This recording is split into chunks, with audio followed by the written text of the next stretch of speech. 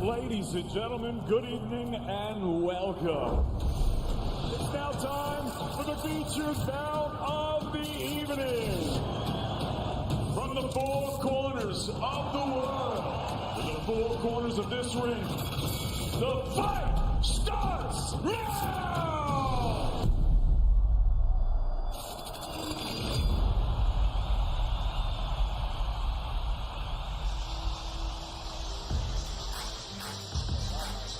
We are live from the Domo Alcalde in Guadalajara, Mexico, home of the Gigante de Jalisco of the Pacific Coast basketball circuit.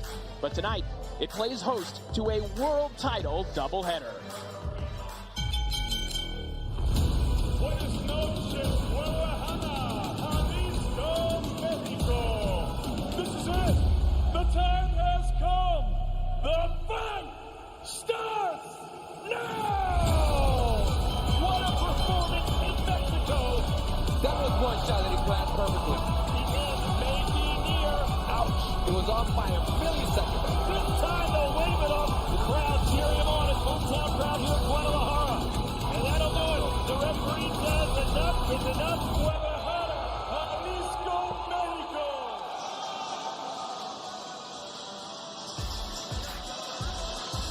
We're excited for our world title doubleheader coming up a little bit later on here tonight from Guadalajara, but it's time for Before the Bell. 4 bouts on our Before the Bell portion of the broadcast. We'll be kicking things off with Aaron Aponte, one of the most recent Matchroom signings, a 140-pound prospect. Will be taking on Leo Leon Martinez. Another new Matchroom signee, it is Anthony Herrera, a bantamweight prospect, who's going to be taking on Kenan Valenzuela. And then some local action, a pair of Guadalajara fighters. Mini Money Gonzalez will be taking on Jorge Ignacio Villalobos. Villalobos recently took a top 5 rated fighter the distance in his most recent contest. And finally, Alexis Molina and Angel Garcia will go at it in super featherweight action. 6 rounds in the super featherweight division.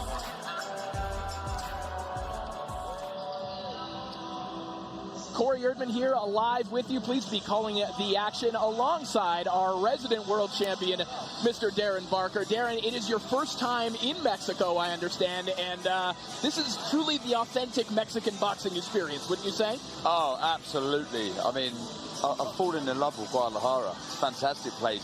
Very, very, very hot. So it would be interesting to see the guys higher up the card, how they deal with this sort of heat, especially in the main event. I think it's going to be, you know, a high tempo contest. So if the heat's as high as it is now, it's going to be very draining down the stretch. Yeah, we're estimating it's somewhere between 90 and 100 degrees right now inside the venue.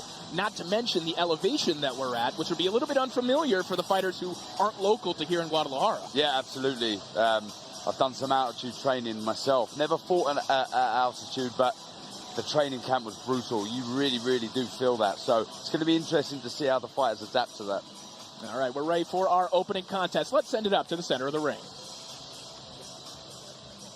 Damas y caballeros, somos amigos de Matchroom, Beat Online, así como Dazn, el gobierno del estado de Jalisco presenta a usted el siguiente gran encuentro. Recibimos en la esquina azul, llega de Ensenada, Baja California, México, Leo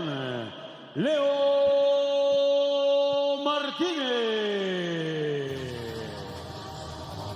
Well, here's the 19-year-old Leo Leon Martinez, who enters this bout with a record of 2-1, both of those wins coming by way of knockout.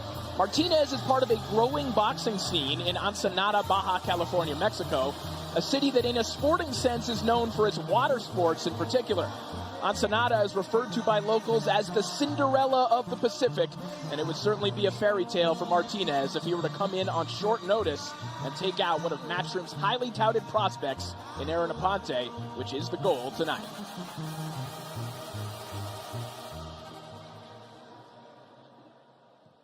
Damas y caballeros, presento a su rival a la esquina opuesta. Llega a la esquina roja desde Gardens, Florida. Él es Arona de Alien King.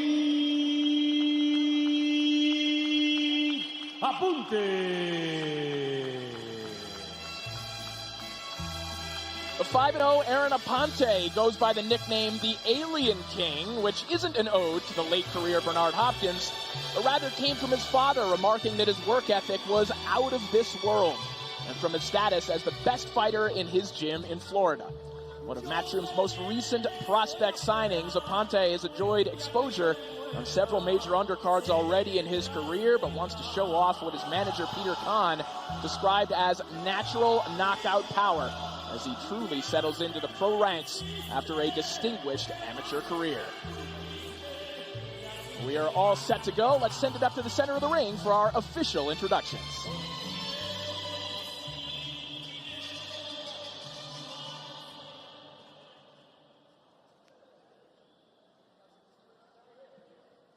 Damas y caballeros, amados amigos, Matchroom, Dazn, Bit Online, así como el gobierno del estado de Jalisco les da la bienvenida. CODE Jalisco a este estado de campeones, el estado de los ganadores, el estado de Jalisco, México. Presenta usted este gran encuentro. Su atención, por favor, en la categoría de peso ligero. Pelearán a 6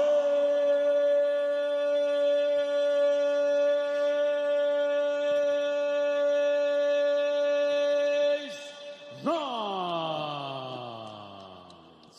En la esquina azul, con un récord de 2 peleas ganadas, 1 perdida, y las 2 ganadas por la vía del knockout, pesando 138 libras. Directamente de Ensenada, Baja California, México, León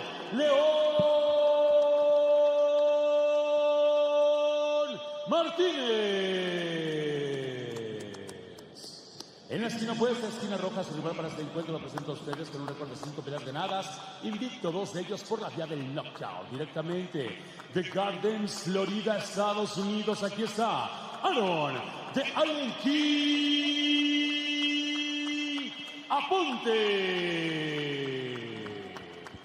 Referee para este encuentro, el tercer hombre, las superficies del señor Manuel Rivero. Esto es Matchroom, Dazn y por supuesto Bit Online y el gobierno del estado de Jalisco.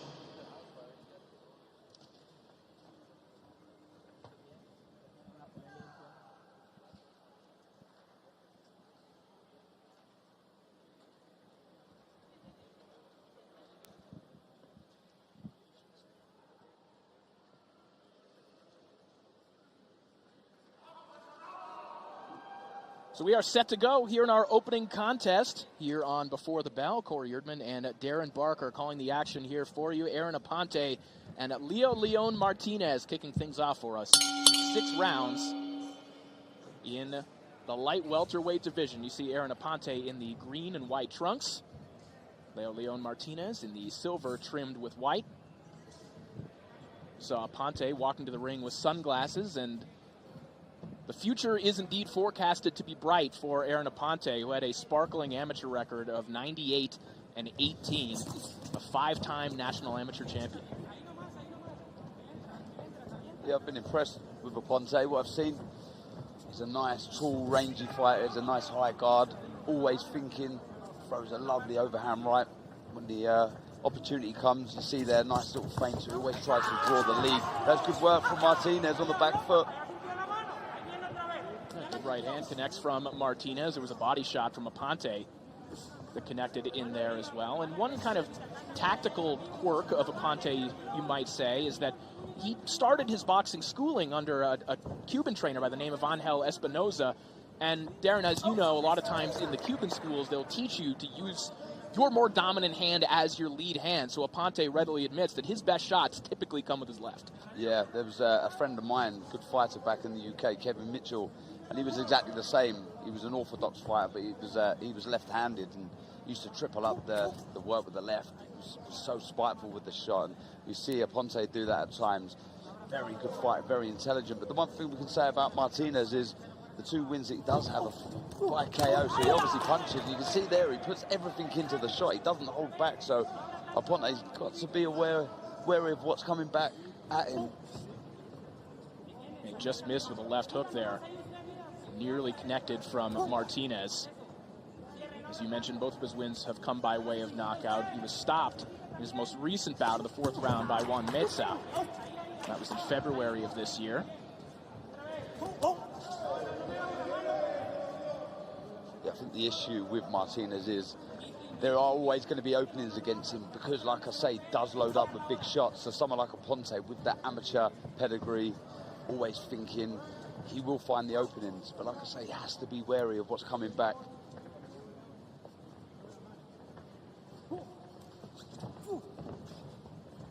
Martinez looking for a left uppercut, comes up short. Aponte darts back in with a right hand. Yeah, it's a short jab. Also from Martinez. Just need to see him. That was good work with the jab. Good variation, head, body. Just a few more feints. Try and draw out that lead of Martinez. Like I say, he does want to trade with Aponte, so I'm pretty sure he will take the bait. Good shot there from Martinez. A much better start than one might have expected for the underdog, Leo Leon Martinez.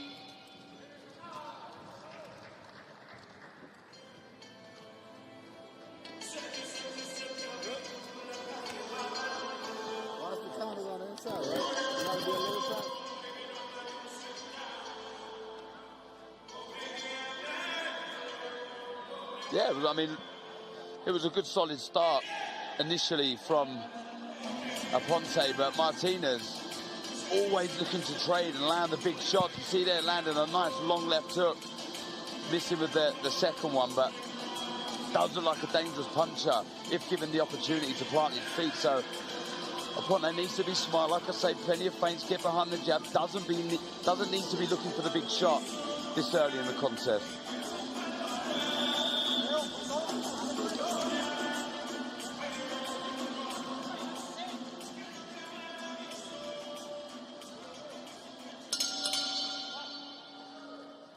Round 2 underway.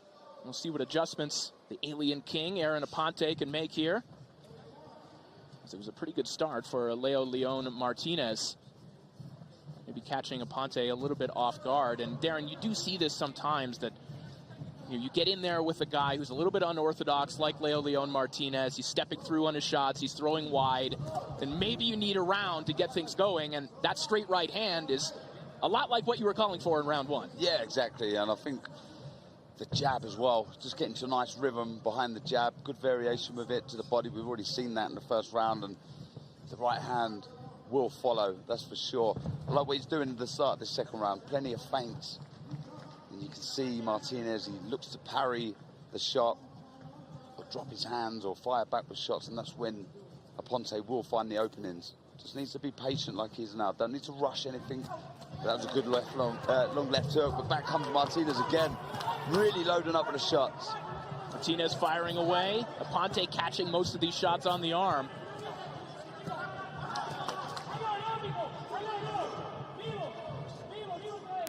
Certainly a good test thus far for the 20-year-old Aaron Aponte.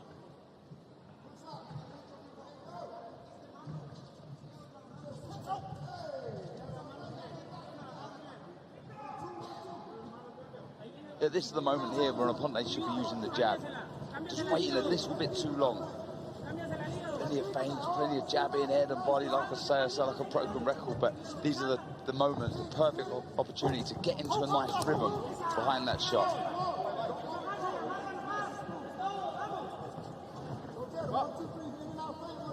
Closing in on the final minute of round 2. And to your point, Darren, when you're facing someone like a Martinez who throws his shots wide as he does, it's hard for him to counter if you're throwing a straight jab. It's very difficult with the trajectory of his shots to throw something back. Absolutely. I mean, look, the direct route of straight shots. You're seeing that better from Aponte there. Good, lovely jab followed by a right hand. Good work. Good left hook there from Aponte. That one rocks Martinez back on his heels. Yeah, like you say, that the better accuracy and speed is with Aponte.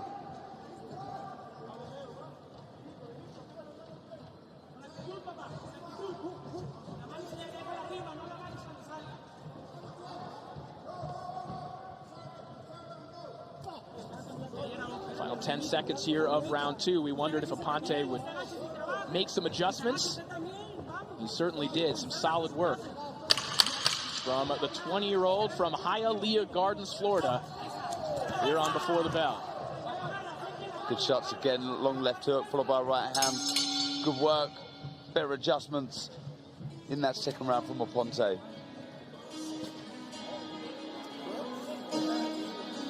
Stay focused. I told you 2 steps. Try to make a miss and then make a play, dog. Third round. All right?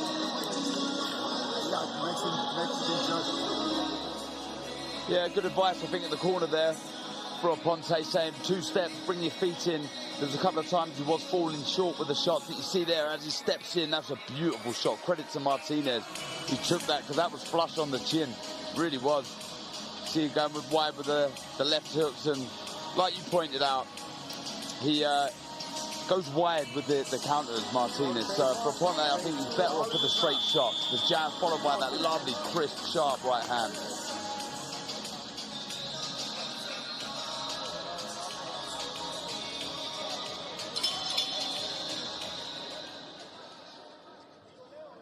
Round 3 begins. This one's scheduled for 6. Aaron Aponte and Leo Leon Martinez in the 140-pound division, kicking things off for us here from Guadalajara. Aaron Aponte with a good bounce-back round in round 2. Last saw Aponte scoring a 6-round unanimous decision over Luis Jourdain on the undercard of Carlos Cuadras Bam Rodriguez back in February. That was just days after Aaron Aponte Day in his hometown of Hialeah Gardens. Developing a good local following, and certainly in the Fight Hotel this week, we've seen lots of Alien King merchandise around. Yeah, we have.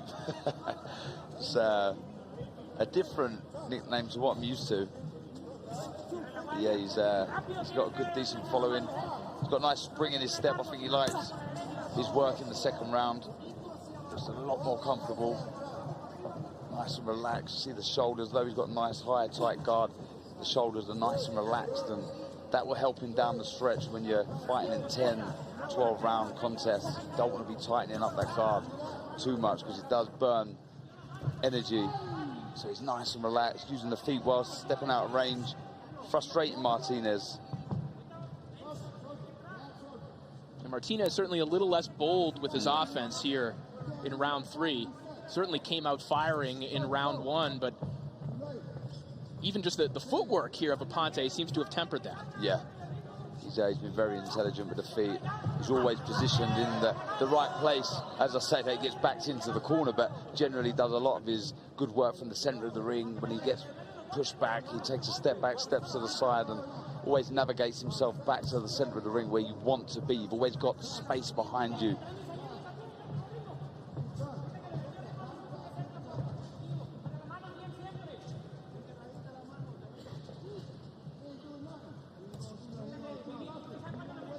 Inside the final minute here of round 3, a quieter round, but quieter may be better for Aaron Aponte because that torrid pace in round 1, as we see a decent counter shot there from Martinez and a good left hook from Aponte. The more frantic and frenetic the pace gets, Darren, it would seem to favor Martinez, the messier it gets. Yeah, I think so. He's certainly loads up. I wouldn't say he's necessarily the bigger puncher, but he certainly puts everything into the shot. And I think the only chance he has is to trade with Aponte, because at range here, there's only one winner. Good work from Aponte. Good right hand to the body, followed by a left hook. He's never seemed troubled, though, Martinez.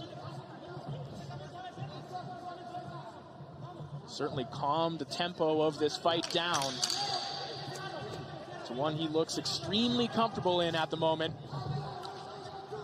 As we close out round 3 with a good exchange right at the bell. Yeah, good work from Martinez right at the end of the round. It was a nice right hand.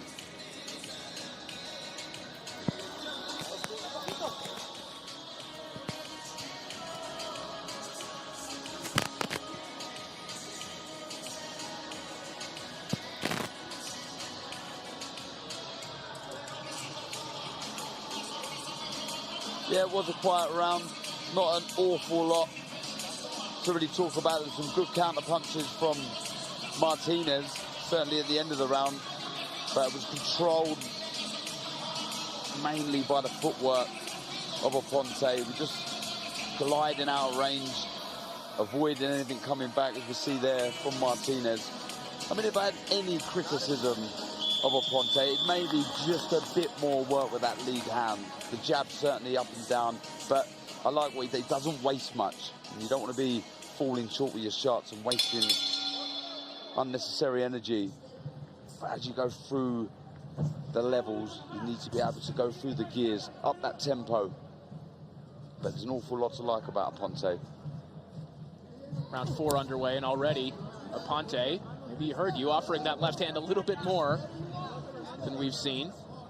Hasn't landed that jab quite yet, but to your point, just putting it out there, just giving Martinez something to look at, something to occupy his eyes and his hands. Absolutely, and you can see Martinez, he wants to trade, so that's when you have the opportunity to find the counter shots. Having said that, it is extremely hot in this venue, so you can understand fighters not putting their foot on the gas.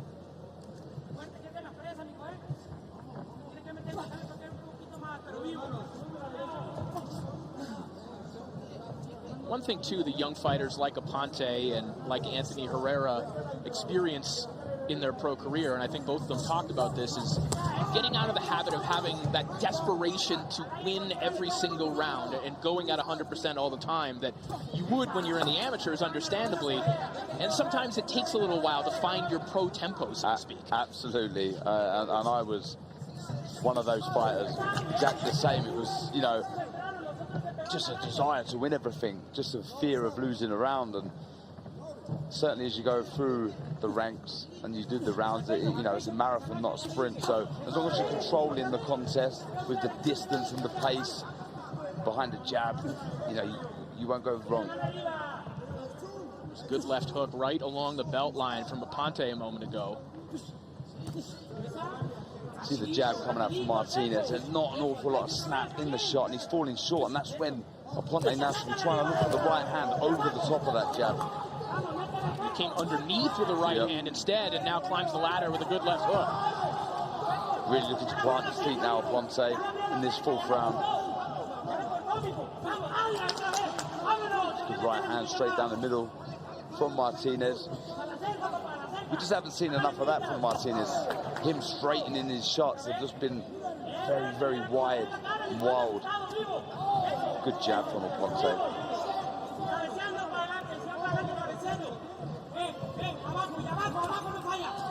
Chopping right hand there from Aponte. Martinez starting to fire back. Some shots to the body. Some catching the arms, but some sneaking in there as well. You have to say, these are the most competitive rounds of Aaron Aponte's young career. Yeah, I mean, look, this is invaluable. Doing the world of good. Martinez, it's kind of an unorthodox style. He's quite, you've seen him switch at times and offer different angles, etc. So he'll be learning with every round, just falling over his front foot there, slightly Aponte. Martinez, he's a tough man to beat. Some blood. Tiny, tiny cut over the left eye of Aponte. Very good. I feel it. Very good. That's nice. That's very tough. Look at me. He's done. Ready to go. Hear me? Ready to go. Close your eyes. Good. Good. You can see Aponte really breathing heavily in there, and I think that's testament to the heat in this venue. You see good work from Martinez, really, really letting his hands go, and Aponte, without a doubt, certainly felt a couple of those shots. He can really try and build off of that round, Martinez.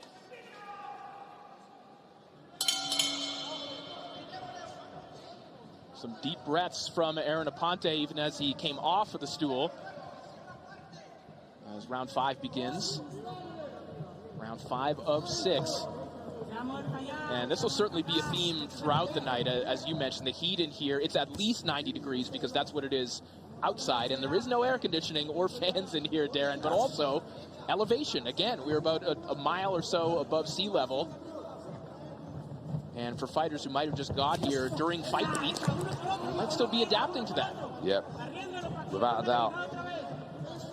Slightly surprised at Martinez's approach in this 5th round. I really thought he'd try and push Aponte back. He was having real success in that 4th round, pushing the young prospect back. You see him now starting to close the space a little bit.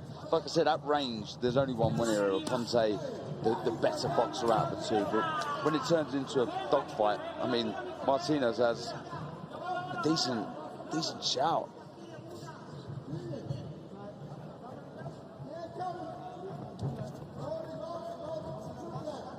I think the vast majority of this fight so far, and certainly the good moments for Aponte, have come because of his feet. You mentioned the spring in his step. He's always been a great athlete. He was a 114-pound defensive back in football, and he was a baseball star before opting to focus solely on boxing. But you can see the athleticism in Aponte will certainly serve him well in his career. Without a doubt. Really, really quick, nimble footwork. And look, we've already touched on it. He'll learn an awful lot from this fight, but he could have made this a lot easier with that athleticism, as you're talking about, in and out, sharp with the feet. You don't have to be busy combination punching 3s and 4s and 5s, but you can go, 1, 2, step out, back in with 2 shots. That was a good overhand right from Aponte. I think a lot of people feel you need to be busy throwing combinations all the time. That's not necessarily true. You can be busy with 1s and 2s. Be smart on your feet.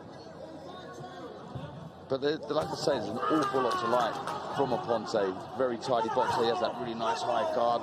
Looks for the counters. But he's going to be in some good fights, Martinez, that's for sure. Martinez landed a decent counter shot a couple of moments ago as well that caused his corner to erupt. Final 20 seconds here of round 5. Aponte tries to break the table with a left hook, then sneaks a right uppercut to the body. Yeah, that was good work. Right hook followed by a right uppercut. You don't see that very often. Good work.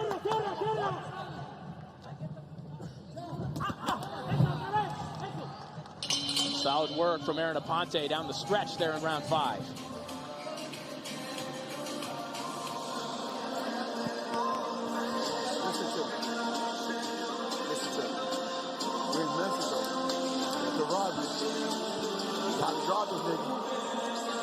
Don't risk it. Stay smart. We'll use your back foot. Walk forward, step back, pass. Yep, sound advice there in the corner of Aponte. Be smart on your feet, in and out, like we've been talking about, Corey. But it's been a frustrating night for him, and I think that's down to the, obviously the conditions. But Martinez is a very unorthodox fighter. Drops his hands. He's wild. He's wide with the shots. Like I say, offers different angles and always looking for trades. That sometimes nullifies the threat, stops fights working, but invaluable experience.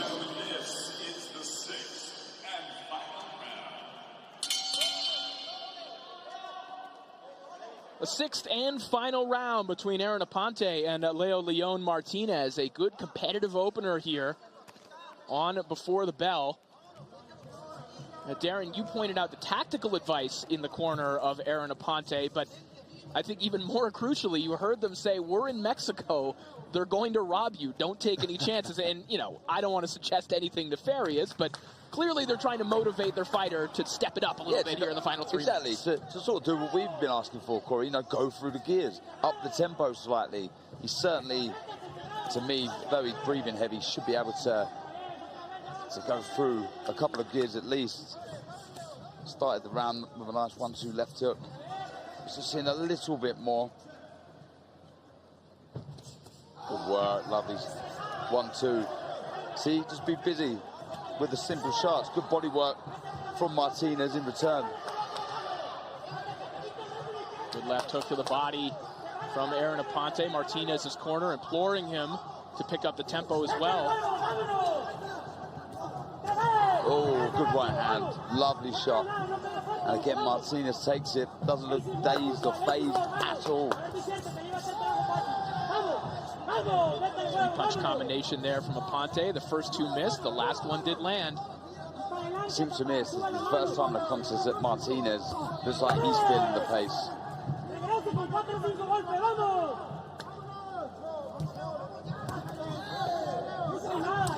One thing we haven't pointed out, Darren, this is also an interesting physical matchup for Aaron Aponte. A 6-foot, 140-pounder.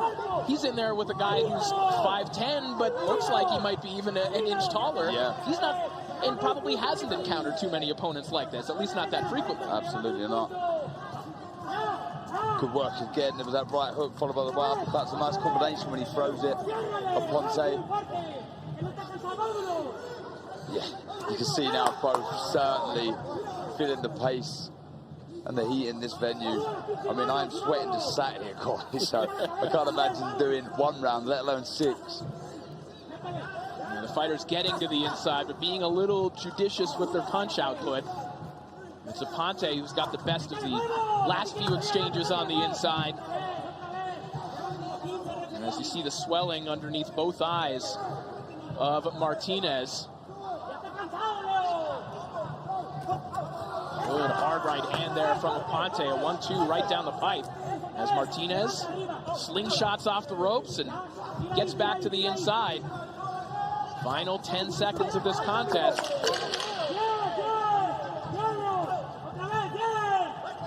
Both men battling the conditions and battling right to the end. A very good test for Aaron Aponte here in our opener. Yeah, good learning fight for Aponte, that in really, really tough conditions against an awkward opponent. You know, looking at that fight back, it was the stuff that he'd done, the simple stuff that he'd done, made him the winner for me in this contest. You know, it was the simple stuff, the jab, the footwork, the 1-2. It was when he started to trade and get a little wild with Martinez that he made life a little difficult for himself. But I think moving forward, like I say, there's an awful lot to like about Aponte. Very, very good fighter. Just needs to be slightly busier. Doesn't have to be wild, reckless. He's certainly a talented boxer. It's the simple stuff. You know, you see there, he's just falling over the front foot slightly, and that allows Martinez to try and land that counter left hook. So you need to bring in your feet, double jab, followed by the right hand would probably be a better option when you're fighting someone who leans back and steps back like Martinez. But generally, it was a very good learning fight for him. Moving forward, he'll take an awful lot away from that. And like I say, Martinez, I look forward to seeing him in fights again. He's going to be in some exciting fights for sure. Yeah, there's certainly fighters around the juncture of the career that Aaron Aponte's in that Martinez could really test and maybe beat. Without a doubt, without a doubt. I mean, if you stand in the pocket and trade with Martinez, I mean, he's got a very good opportunity to beat you and come away with the victory. He's awkward. It looks like he punches harder than harder than a lot of the guys in this division. All right, we are set to make this one official. Let's send it up to our ring announcer, Mr. David Diamante.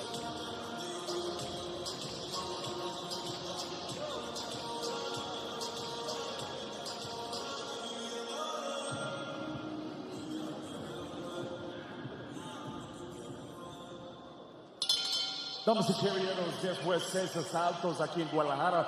Vámonos a la decisión de los jueces. Ladies and gentlemen, after 6 rounds here in Guadalajara, we go to the judges' decision. It reads as follows. Evelyn Cardenas, 58-56, Aponte.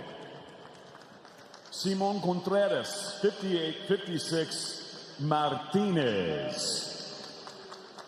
Juan Carlos Pulido scores this contest 58-56 for your winner by split decision. Decisión dividida. Aponte.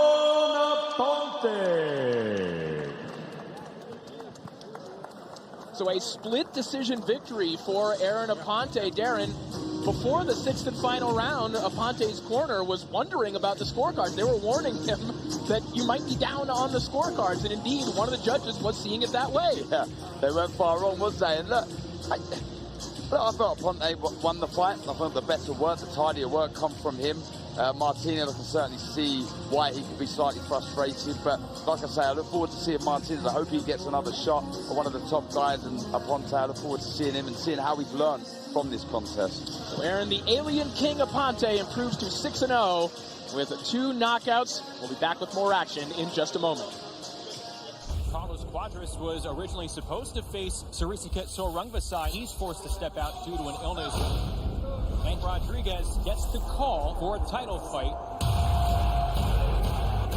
Too much too soon for Ben Rodriguez, or right place, right time with his leg replacement. The new WBC Super Flyweight World Champion.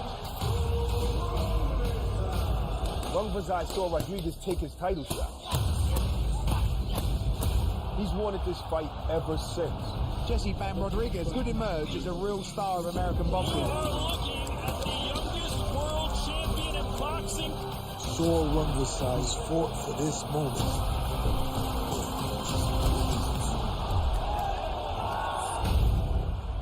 This is a huge fight in a stacked division.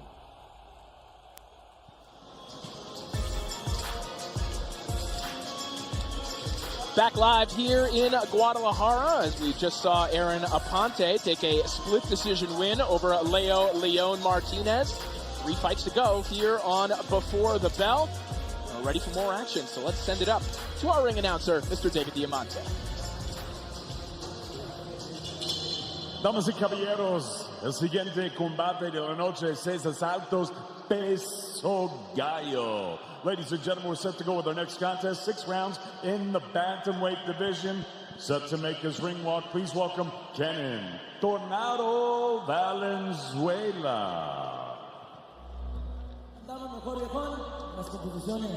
Well, an interesting scenario here as Kenan Valenzuela is tasked with going on right after his friend and fellow Ensenada native, Leo Leon Martinez.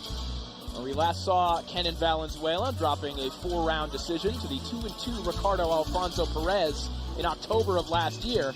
Now he drops down to 118 to challenge an undefeated prospect in Anthony Herrera after a 2-fight stint at 122, which produced 2 straight knockout victories.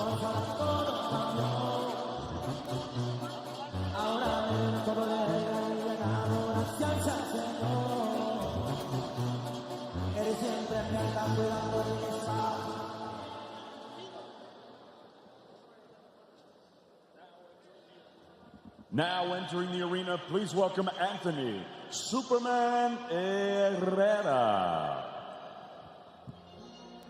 One of Matchroom Boxing's most recent signees and a new member of Anthony Joshua's management team, Anthony Herrera is in many ways fighting to erase the heartbreak of being denied an opportunity to fight at the 2020 Olympics due to the global pandemic. After international qualifiers were mostly canceled, Herrera didn't have enough points to qualify despite medaling at the U.S. trials, and as a result was unable to claim the spot he thought was rightfully his. He says, "It still hurts me to this day. I knew I was going to make history, so now I'm just going to have to do it in the pros. That's the best way I can forget about it." He's off to a good start as 2-0 as a pro, and will look to make it 3-0 here in Guadalajara. And we are ready to meet the fighters. Let's send it up once again to David Diamante. Damas y caballeros de Guadalajara, Jalisco, México, en vivo por Dazn, estamos listos para nuestro próximo combate de la noche. Ladies and gentlemen, from Guadalajara, Jalisco, Mexico, live on Dazn, we are set to go with our next contest, and it's all being brought to you courtesy of Mr. Eddie Hearn of Matchroom Boxing in association with Canelo Promotions, Y Clase y Talento. We're sponsored by Bet Online, Stagefront, and JD Sports. Introducing your 3 judges scoring this contest from ringside. Los tres jueces son, all from Mexico, Evelyn Cardenas, Simon Contreras, and Juan Carlos Pulido. And at the sound of the bell, your third man in the ring from Mexico, referee Manuel Rivera Lopez. And now, ladies and gentlemen, 6 rounds of boxing scheduled in the bantamweight division. 6 asaltos, Peso Gallo. Introducing first, fighting out of the blue corner, he wears the silver trunks. He's scaled at the bantamweight limit of 118 pounds. His professional record, 5 wins against 2 defeats. 4 of his 5 wins coming by way of knockout. He fights out of Ensenada, Baja California, Mexico. Please welcome Kenan Tornado Valenzuela.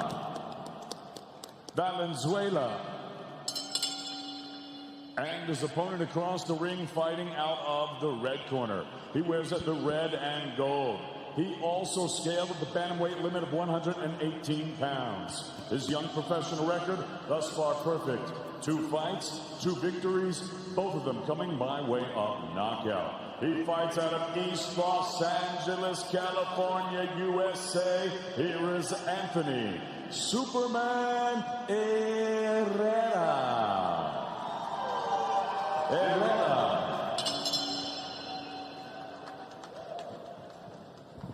Escuchen bien, trata de dar una pelea limpia. Cuidado con la cabeza, golpes en la nuca y los golpes bajos. Cuando diga afuera, deja de tirar golpes para poder separarlos. Dese la mano y que gane el mejor. Time to get another look at Anthony Superman Herrera, who has some star-studded backing. We mentioned Anthony Joshua's 258 management. Also, you see Manny Robles, senior and junior, in his corner, and a brand new promotional deal with Matchroom. A lot of hype to live up to. Round 1 scheduled for 6. See Anthony Herrera in the red trunks trimmed with black. Kenan Valenzuela in the pinkish hue with some silver trim. I've been looking forward to seeing Herrera in action. Heavy-handed, very exciting from what I've seen. Nice high guard, very hard to catch clean, always thinking. That stems from the very good amateur background that he had. See there, taking the shots on the gloves, moving his feet well, manages distance so well. You know, and Herrera doesn't mince words about what his style is. Oftentimes when you talk to fighters, almost everyone describes themselves as a boxer-puncher because they want to tell you, yeah, I can do everything. Herrera says, I'm a come-forward, aggressive swarmer. He wants to be on your chest. That's where he wants to work. And he should have a willing participant tonight in Kenan Valenzuela, who was in a war against Ivan Tsunami Garcia a couple of years ago.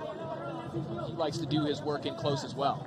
I think Venezuela's better than his record suggests. I mean, he's only got the 2 losses on his record, but you see at the 5 wins, he's got 4 KOs, and you've just seen a little glimpse of it. Though he missed with a shot, as he does again there, he does load up. He really puts everything into the shot, and that makes him a dangerous fighter. So Herrera, though, the more conditioned, you'd probably say, with the better amateur pedigree, etc., does need to be wary of what's coming back. Saw a couple of sharp lead right hands connect from Herrera. You can see what Valenzuela's trying to do. He's trying to look for that lead left hook, counter the work from Herrera, who lands a lovely overhand right and goes to work. He called himself a swarmer. That's what he's doing, and he's having to catch a lot of shots from Kenan Valenzuela, and I think he did so pretty well. Yes, really, really good work to the body from Valenzuela. Really letting his hands go, committing to the shot, planting his feet. I'm sure Herrera would have felt some of those, because it really does look like Valenzuela can carry a bit of whack in those shots. Good left hook from Herrera. But back comes Valenzuela again. A couple shots getting in there from Valenzuela, but Herrera just keeps his hands moving. Darren, if you want to be this kind of hyper-aggressive, swarming kind of fighter, you also need to be pretty comfortable in the fire as well. You need to be able to catch those shots. Yeah, and you need a good chin, because when you're in range, there's a good chance you're going to take a couple. So, looks to me, though he does get close, doesn't like he does carry a good chin. It was an entertaining first round. A good one for Anthony Herrera, but Valenzuela right there to trade with him. Very wide when you're in the inside. When you come right up the fucking middle, you already landed that overhand right. You're staying with one punch.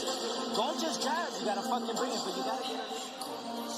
Yeah, he was saying in the corner, Robles, that Valenzuela's going wide with the shots, to bring the shots up through the middle, the uppercuts, and that's good advice.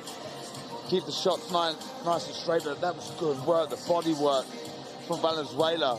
It's like a 10-12 punch combination there. Relentless work, and really, really showing that he's here to win. He's upset. He wants to upset the uppercut and come home with a W. So this man here is going to have to stay switched on. Hit him in the back. Good job. Off the jab.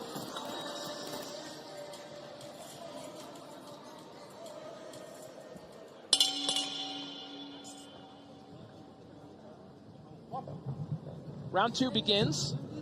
Anthony Superman Herrera from East Los Angeles, California, taking on Kenan Valenzuela on Ensenada, Baja California, Mexico. Good action round to kick things off.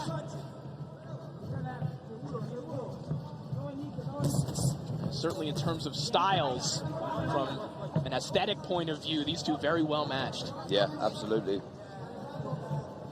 Valenzuela on the front foot at the start of the round, but seems as if Herrera's got the middle of the ring back, center ring, lands a lovely left to the body under the right elbow on Valenzuela. He's getting pushed back now, but I don't think it'll be too long until he starts letting his hands go. Always willing to trade with Herrera. He's looking for that overhand right again. It is a lovely shot, but he doesn't want to get too predictable with the shot, Herrera. This is where Manny Robles wanted him to bring the shots up through the middle as Valenzuela goes wide. But Herrera was trying to step around, maybe for a right uppercut, got tied up before he could get there. Yeah, we don't see that enough from a lot of the young prospects, using angles, creating angles when they have their opponent backs onto the rope, skipping round. Does offer you more openings. Good body work from Herrera, and then a chopping right hand. This is good stuff from Herrera, really taking the fight out of Valenzuela.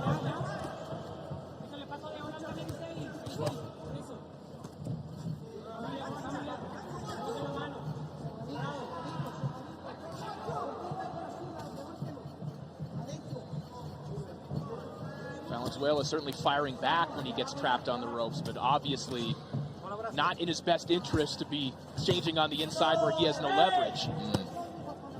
There he tries to take a step out from the ropes, but gets whacked with a body shot. Good work.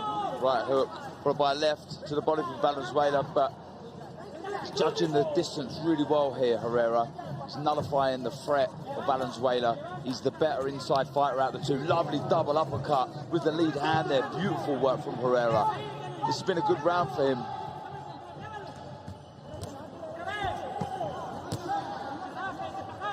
This is Herrera's game, the volume punching, swarming as he describes it.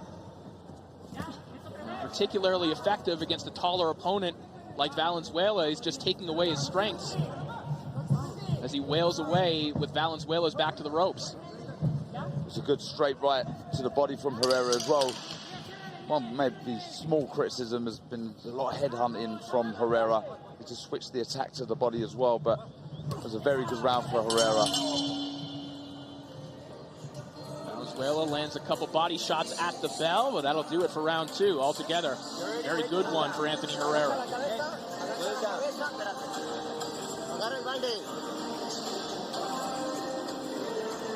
Muy bien, muy bien, muy bien. How do you feel? Sit back, sit back. Yeah, see some of the work up close from Herrera. Like I said, he's the better inside fighter out of the two. Shorter, stocky, works away really well. I think he's ready for the double left uppercut. Beautiful combination, really, really worked that well. And that was what Robles was asking for. So responding to good advice from the corner. But we've seen how game Valenzuela is, always looking to fire. But that was a good statement, that second round from Herrera. You know you're breaking his ass down, but just fight smart, okay? Fight smart. Fight smart.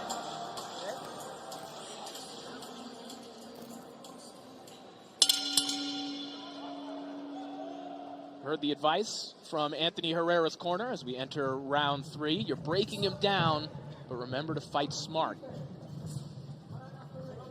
Certainly Kenan Valenzuela is just waiting for one of those lapses in judgment, because he, as you've pointed out, Darren, is swinging for the fences when he gets the opportunity. Yeah, it really does. It makes him very exciting, though, but the aggression on the front foot from Herrera has been very positive for me. That second round was a real statement, and yeah, certainly breaking Valenzuela down. And when he's in the pocket here, it's definitely the more dangerous. As I say, that Valenzuela fires back with 2 huge shots, but Herrera looking comfortable. That's better. Creating the angle, stepping to the side, finding the left to the body, working the body already a lot more at the start of this third round. You know, it's always interesting to me, Darren, hearing the stylistic influences of fighters, and Herrera has been very open about the fact that when he was younger, he tried to take the head movement and the footwork of Julio Cesar Chavez, and he tried to take the setups for body-head combinations from Mike Tyson. And that's how he kind of came up with his original sort of ring identity. Yeah, and I can see that. There's also glimpses of Miguel Cotto in the style of Herrera as well. Nice high guard, compact, very hard to catch clean. Lovely left to the body, beautiful shot, so accurate. I mean, the two guys that you named there, you're not going to go too wrong if you can take bits of their style and introduce it into yours. Good right hand, stepping off to the side, beautiful, thinking about what's coming back.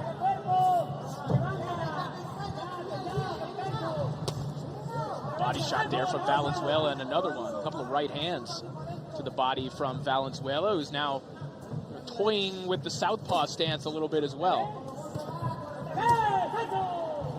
This is good from Valenzuela. He needs something. He needs a response. It's been good work from Herrera. He's trying his best to respond. Good work to the body. Good variation.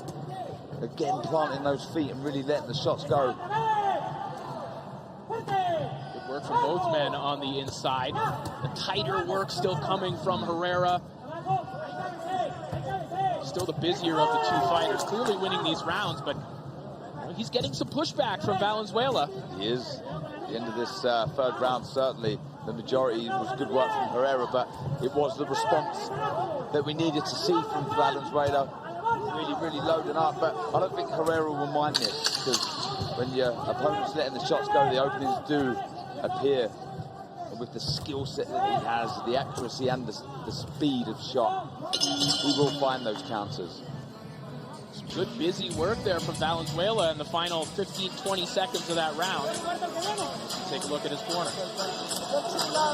Trainer Jose Gonzalez and Eduardo Diaz, his cutman. Si no lo vince, es así, invite poquito para que meta fuerte los otros. Y acuérdense del upper y ganso abajo, a los chapitos, ¿no? Eso le están doliendo, ¿eh? Eso le están doliendo, que no va a su mano izquierda.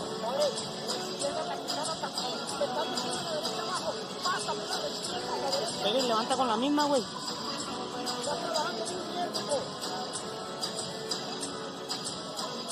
Bien, Kevin, levanta con la misma. Quítale eso ya allá atrás, quítale.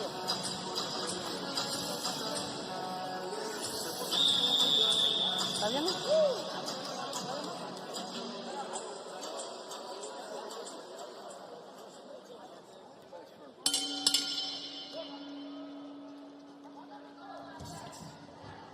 Round 4 begins in this 6-rounder in the 118-pound division. Anthony Herrera, new signee to the Matchroom stable, taking on Kenan Valenzuela, who's been, as we projected, a very willing participant in the kind of fight that Anthony Herrera wants every time out. Good body shot there from Herrera. Yeah, good work, good variation. But that was a good exit off the ropes from Valenzuela there. Trying to land 2 shots to the body in return. He looks so comfortable when he's up close, Herrera. Really looks at home and really finds the opening well. That variation, the speed of shot, the accuracy. But one thing we're seeing from Valenzuela more and more often is him switching southpaw like this, particularly on the inside, Darren, is he kind of making the conclusion that, all right, if I'm going to get crowded all night long, why not just lead with my power hand so I can get it there fast? Yeah, there's a chance of that, Corey, for sure. I think he's just trying to unsettle Herrera and try and take him out of any sort of rhythm, because he really does look dangerous and spiteful when given the opportunity to push you back. So I think he's just trying to play a bit of mind games, etc. But it's a dangerous tactic, because one of the shots that I've been impressed with from Herrera is that overhand right. And when you're fighting a southpaw, you can find that opening easier. As he said that, he just looked for that shot.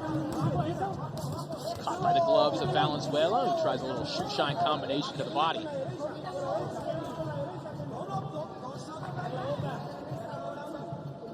We'll say with Valenzuela, though, he does look accomplished out the southpaw stance. Changes back to orthodox. Herrera trying to look for the feint, trying to draw the lead. Yeah, you're right. He's not notably more coordinated one way or the other. He does seem pretty comfortable as a lefty. He's moved his feet well, Valenzuela. He's not stayed on the ropes too long. He's moved. Herrera complaining about a clash of heads there. Seeing Herrera out the southpaw stance now. Swiftly back to orthodox though. Good head movement there from Herrera, ducking under a couple of wild shots from Valenzuela. As we enter the final 15 seconds here of round 4. Herrera trying to bat that lead hand down of Valenzuela, maybe trying to come over the top with another right hand. Instead, digs a right hand to the body. Covers up as Valenzuela once again trying to flurry in the final 10 seconds. Might have connected on a good uppercut there. Yeah, there was certainly a good shot landed inside from Valenzuela. Some deep breath from Herrera as he sits back down in that red corner. 10 seconds, okay? You're controlling the whole round. This motherfucker's trying to finish strong in the last 10. You got that? Now stay awake. How you feeling? Good, right? Are you tired? No, you're in fucking shape. This kid doesn't want any hard. He's breathing hard. And he's already fucking boxing. You gotta get a little closer to him. In and out, that's the idea.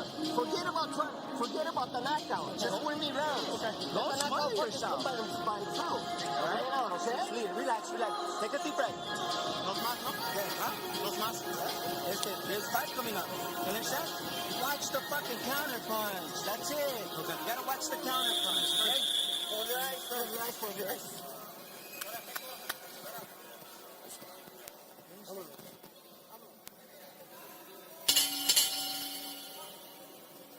As we enter round 5, interesting to Anthony Herrera's corner, seeing the same thing that we're seeing, that Valenzuela, he's trying to steal rounds. He's trying to flurry at the end of each and every round. And frankly, that's when he's had the majority of his success. Yeah, for sure. But slightly frustrating, though, if you are Team Valenzuela, because, you know, and it's very hard to sustain that kind of work throughout the 3 minutes, but sometimes you can't just leave it late. Let a guy win, you know, 3/4 of the round. Herrera, I think, needs to be a bit more aggressive. He just let Valenzuela off the hook slightly, and it was down to the aggression on the front foot. Credit to Valenzuela, though, he did move, did try and frustrate Herrera out that southpaw stance as well, but I just think he needs to bring his feet in Herrera, like he did in that second round where he had a lot of success.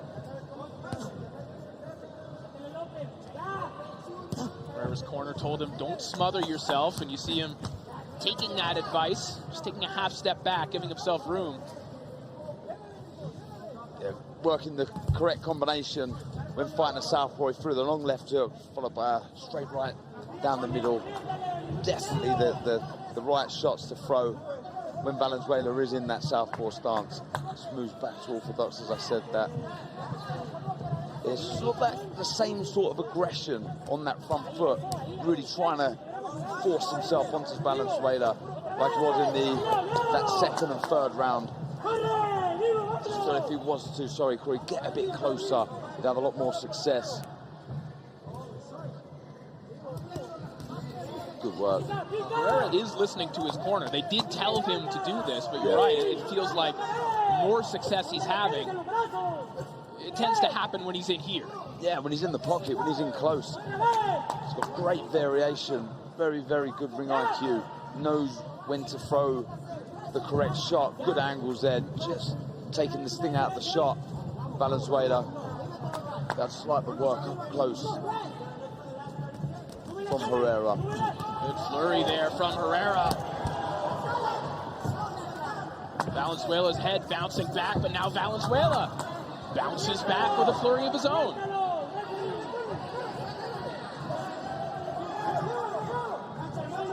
That's one thing you see in Mexico. You know, if I can compare some of the fighters lower down the ranks in the UK and in Europe, they don't, I mean, I don't want to be too harsh on them, but some don't have the same ambition, the same desire as some of these South Americans have. They really, really do have so much pride, and they're desperate to win these contests. You can see that desire and ambition from Valenzuela here. Again, look at this late round sequence from Kenan Valenzuela. He started a little bit sooner than the final 10 seconds, but again, it's Valenzuela's work that's jumping off the screen towards the end of every round. Great, great action from this man.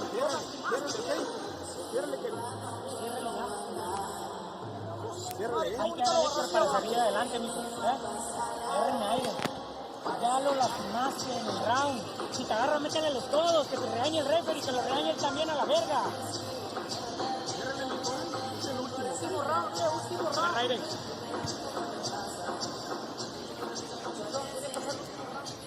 I mean, a round of two halves, really. Good work from Herrera early on, and Valenzuela firing back at the end there with a very good flurry of shots. But there's that foot movement, that really good ring generalship. Stepping off to the left, throwing that right hand. Beautiful work from Herrera.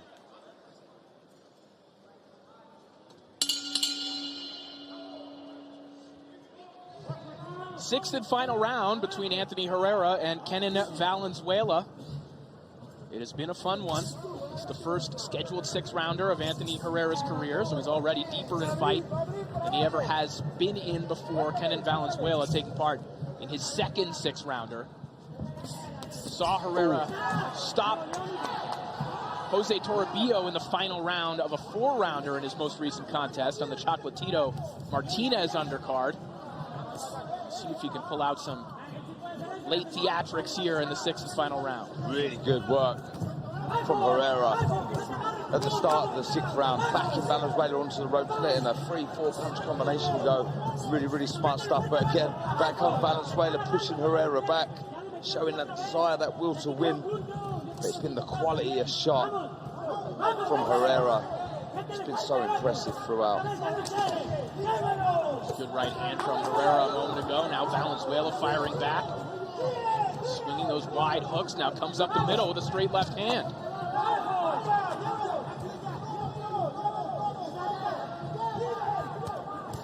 It's almost, you know, I wouldn't know what stance Valenzuela favours. I mean, like you pointed out a couple of rounds ago, it's equally as accomplished in both and switched throughout.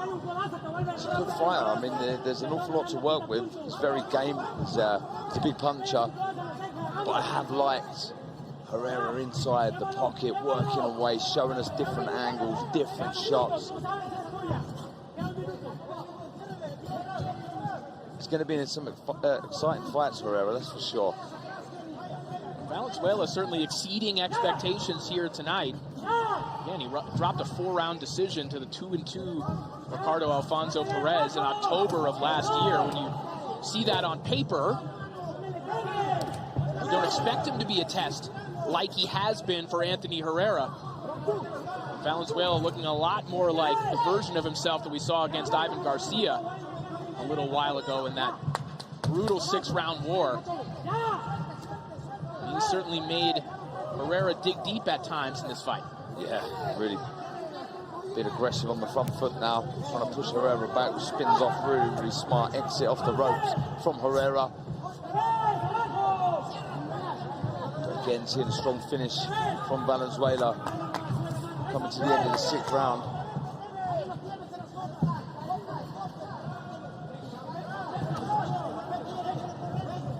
Herrera almost cognizant of that. A little more movement right now, trying to prevent that final flurry, but there was a right hand right to the chest of Anthony Herrera from Kenan Valenzuela. Some very good rounds in the bank for Anthony Superman Herrera in his first 6-rounder.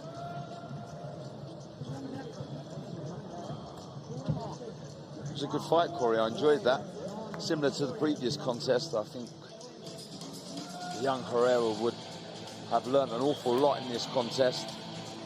But boxed nicely when he gets up close, when he's in the pocket. He's a tough man to beat, really low center of gravity, and he generates a lot of power from that solid stance. Good variation, good head movement inside. But was frustrated in moments in that contest by Valenzuela, who moved well. He finished the rounds very, very strong.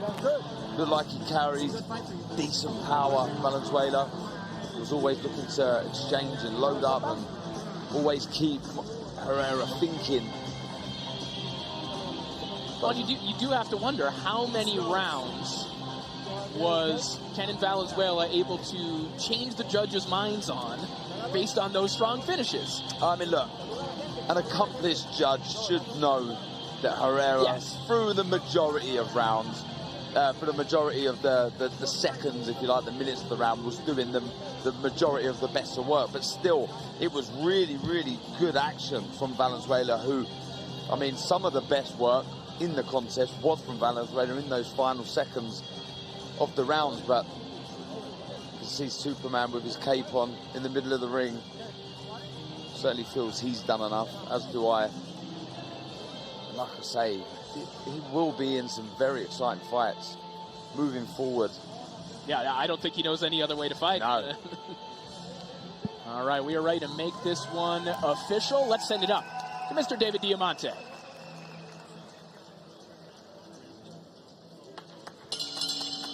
Damas y caballeros, después de 6 asaltos aquí en Guadalajara, tenemos a la decisión de los jueces.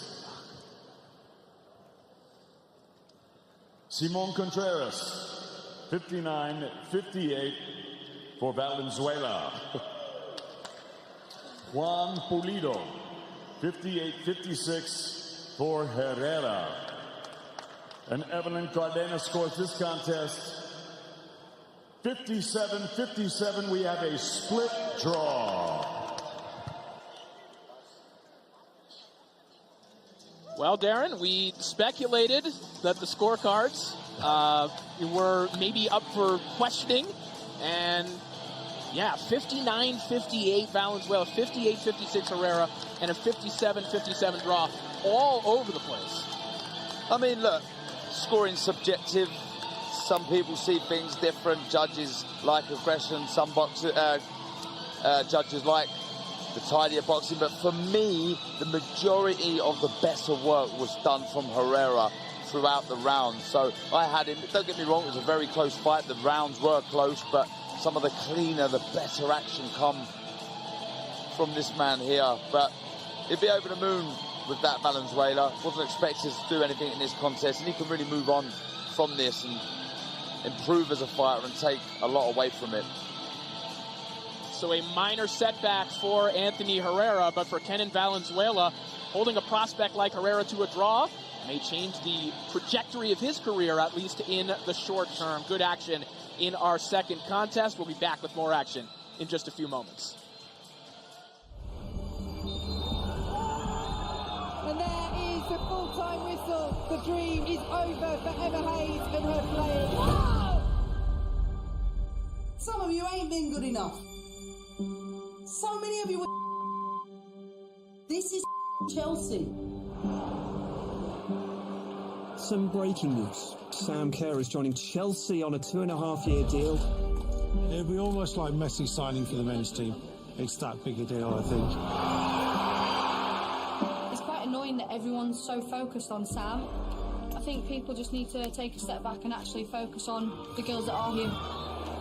In the men's game, you have to play well to belong, and in the women's game, you have to belong to play well. To come in and to fight every day, it takes it out of you, and it's hard when you're just not quite good enough. The first year of being a mum and a manager was so tough. Last year I felt I neglected the players emotionally, but this season is different. Some of you quitting! We're giving up! Can we push? We have to look for something in ourselves! If you've got new players coming in, you either see it as a threat and you kind of crumble with it, or you see it as a challenge and you thrive from it.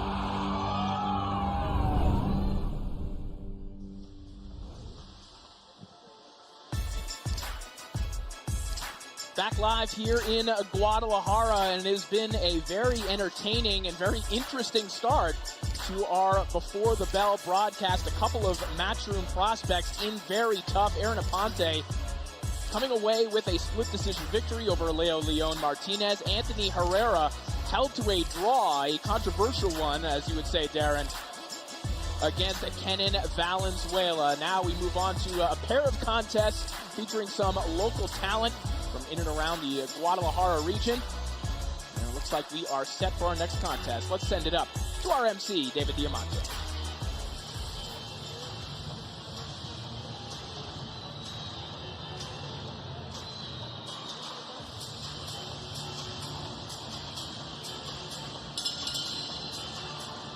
Damas y caballeros, el siguiente combate de la noche, 6 saltos peso mosca con 2 tapatíos. Set to make his ring walk, please welcome Jorge Pajarito Ignacio Villalobos.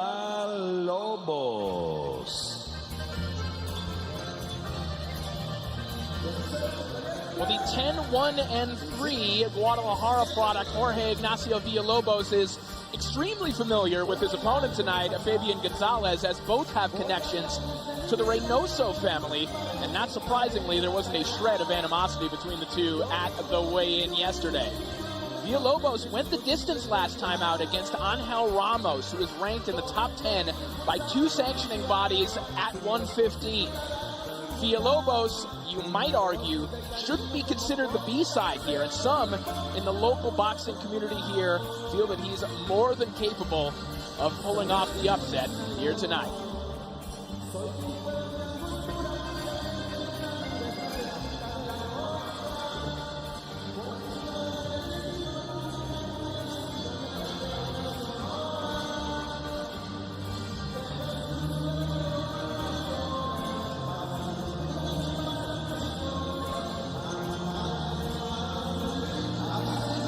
Ignacio Villalobos, known as Pajarito from here in Guadalajara.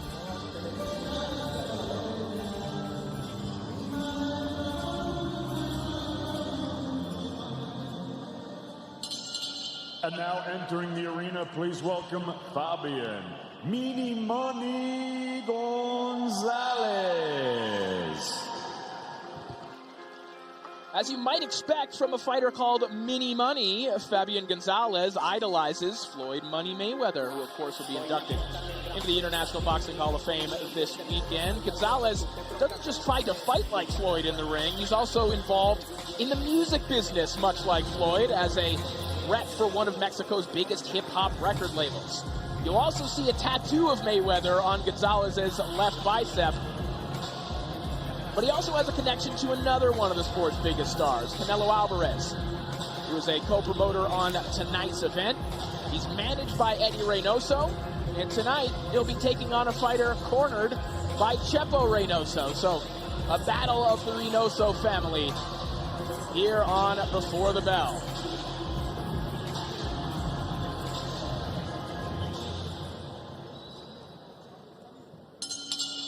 Damas y caballeros de Guadalajara, Jalisco, México, en vivo por Dazn, estamos listos para el siguiente combate de la noche.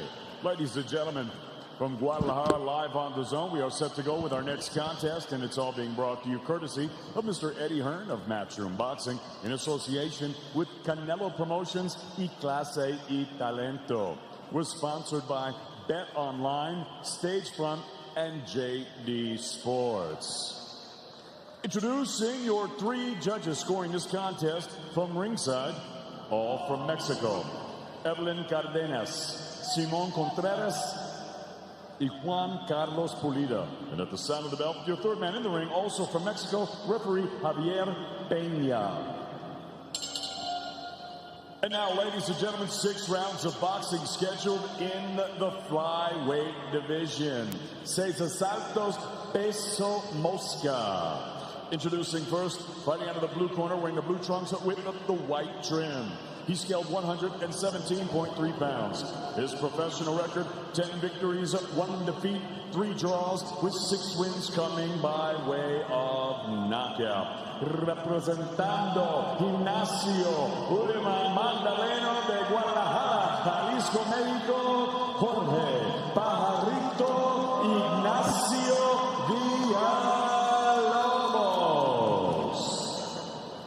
Villalobos.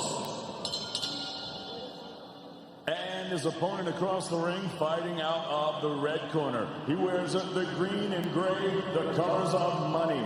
He scaled already 116.8 pounds. His professional record, 9 wins against 3 defeats. He has 2 wins coming by way of knockout. Representando de Guadalajara, Jalisco, México, Fabian Mini Money Gonzalez.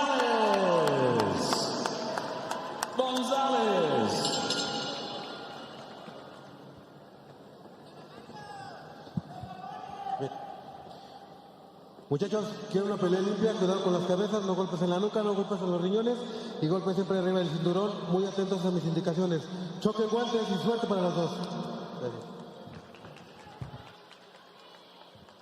2 fighters from Guadalajara ready to do battle here in the 118-pound division. Fabian Mini Money Gonzalez and Jorge Pajarito Villalobos. 2 fighters very familiar with one another. They spent time in the gym with one another. Now we're going to do it for real. Round 1. Scheduled for 6. Mini Money, I don't need to tell you, he's in the trunks that are trimmed with money print. And Jorge Ignacio Villalobos in the blue trimmed with white. Well, no doubt this fight will deliver some good action, local pride at stake. I mean, so much to both guys. To get a win on a show like this. Good work. Left-handed body, yeah, for Villalobos. One thing to point out, we did mention that Chepo Reynoso would be in the corner of Jorge Ignacio Villalobos. He is not there tonight. Good right hand there from Fabian Gonzalez. Chepo very much part of the training staff of Villalobos. Was listed on the commission sheet, but not here tonight. It's good work from Villalobos. Really aggressive on the front foot, pushing back Gonzalez. Landing some good straight left hands, head and body. Some more comfortable out the 2 for me. For that right uppercut, really does copy the style of Mayweather, doesn't he, Gonzalez? It's a shot that Mayweather threw so well. Gonzalez missing with that one, but as he threw it, got caught with the left hand to the body from Villalobos. I mentioned that Villalobos had a pretty good showing. He went 8 rounds, lost a unanimous decision to Angel Ramos, and Ramos is the guy who's ranked number 4 by the WBA at 115 and number 9 by the WBO. So he's fought some world-class competition coming into this fight. I mean, there's just not enough coming back from Gonzalez. I know we're only 2 minutes into the first round, but still just looking for the counter shots, admiring his own work too much. Whereas Villalobos in the other corner, just getting down to action, letting his shots go. Really biting down on the gum shield and just getting busy. Gonzalez here in the early going. He has been able to make Villalobos miss at times. Really hasn't been able to capitalize off those movements. And there's a good left hand again from Villalobos.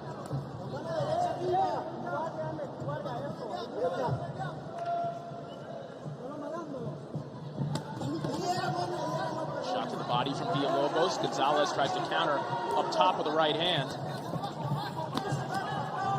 There's a good counter shot from Mini Money. Right hand right to the chest of Villalobos. Good action as predicted here in the opening round. These 2 hometown fighters from here in Guadalajara.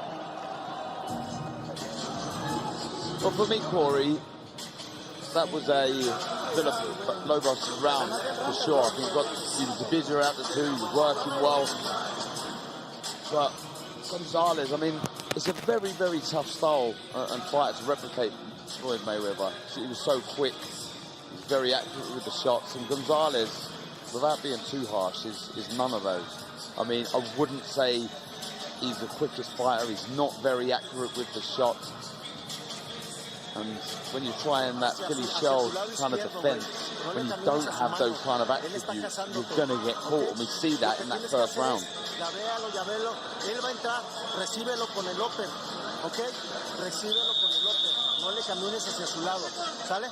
Y tu barbilla pegada al pecho. ¡Fuera, fuera!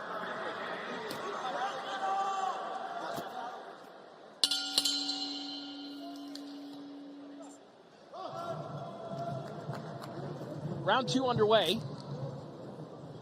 A good start for HIROTO Villalobos. Translates to the little bird. They seem to have solved, as you said, Darren, the Philly shell, the shoulder roll of Fabian Mini Money Gonzalez quite easily in that opening round. Yeah, because he's just not executing it properly, Gonzalez. He's not being quick enough with his reactions. He's getting backed up too much. Better work rate from Villalobos as well. He's landing, 2 shots to Gonzalez every one. There's good pressure on the front foot as well. Another good body shot there from Villalobos. I think Gonzalez felt that one. Yeah, that was a lovely left screw shot to the solar plexus by Gonzalez. Good work again to the body. That's better from Gonzalez. He spins, exits off the rope, throws a big, wide right hook, but kept Lobos thinking for a second and on the back foot, but back comes Lobos now. Lobos on the front foot.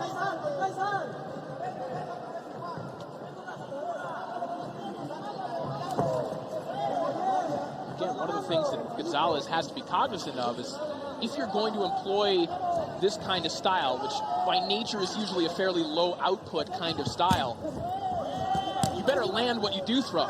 And right now, it's Villalobos who's outworking him and outlanding him.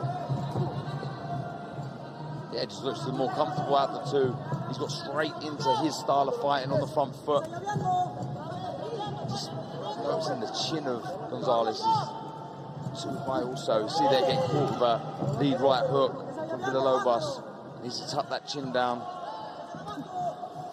Yeah, just getting outboxed and outworked for me, Gonzalez. Inside the final minute of round 2, more good body work there from Villalobos. That was a good straight right to the body from Gonzalez.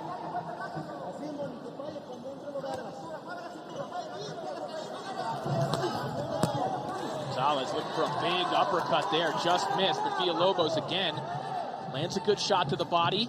His corner approves. Yeah, he did land a nice straight left before the body shot also.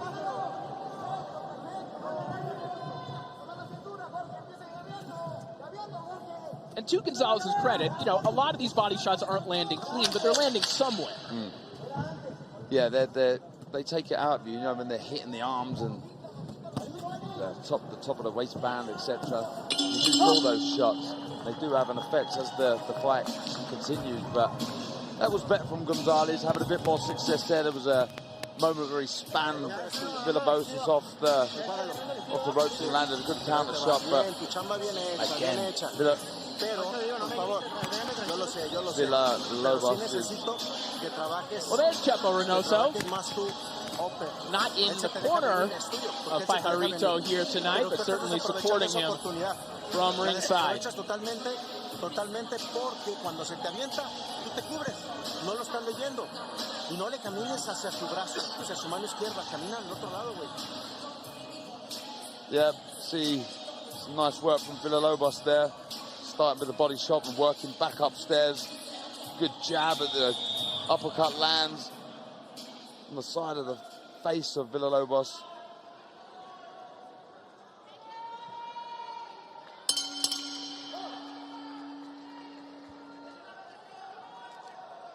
So we begin round 3 between Fabian Mini Money Gonzalez and Jorge Ignacio Villalobos. We mentioned Fabian Gonzalez's other career as a representative for a record label here in Mexico.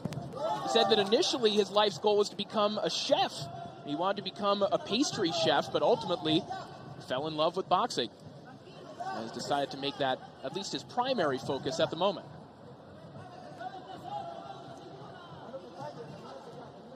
He's definitely chose the tougher out of the two occupations, that's for sure. Villalobos goes back to work. It's that chin, he carries the chin far too high, Gonzalez. Like I say, if you're fighting out that finish shell, you need to get the chin tucked down. That's the whole part of the defense, you know, riding the shots, but making sure you're not going to get caught with anything high because your chin's too high above where it should be. But does move his feet well, does look for that counter uppercut. It's just the man in the blue shorts just getting down to action and having more success at the minute.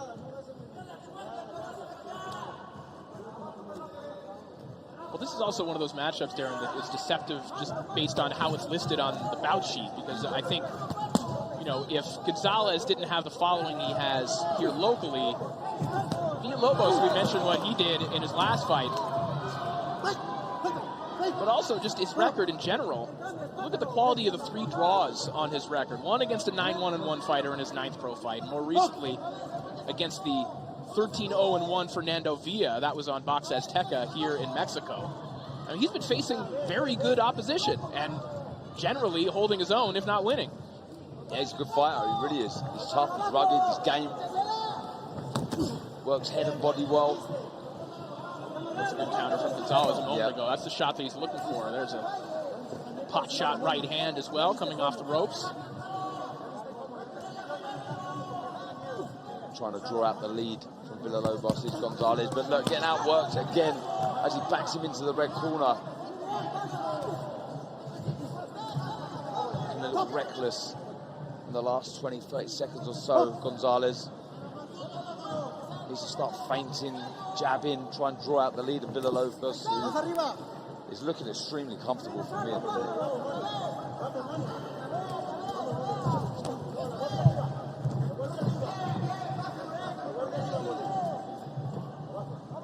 Final 10 seconds here of round 3.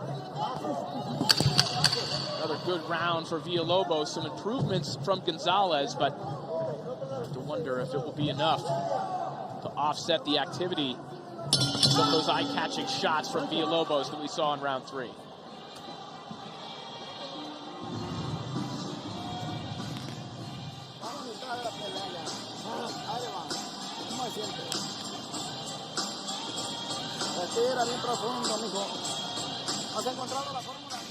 This is a no-nonsense approach from Villalobos, who's just knuckling down to business, getting on with his work, and lands a lovely, see, he takes his head off centre line there and lands a lovely overhand lead right hook. And again, just getting down to work.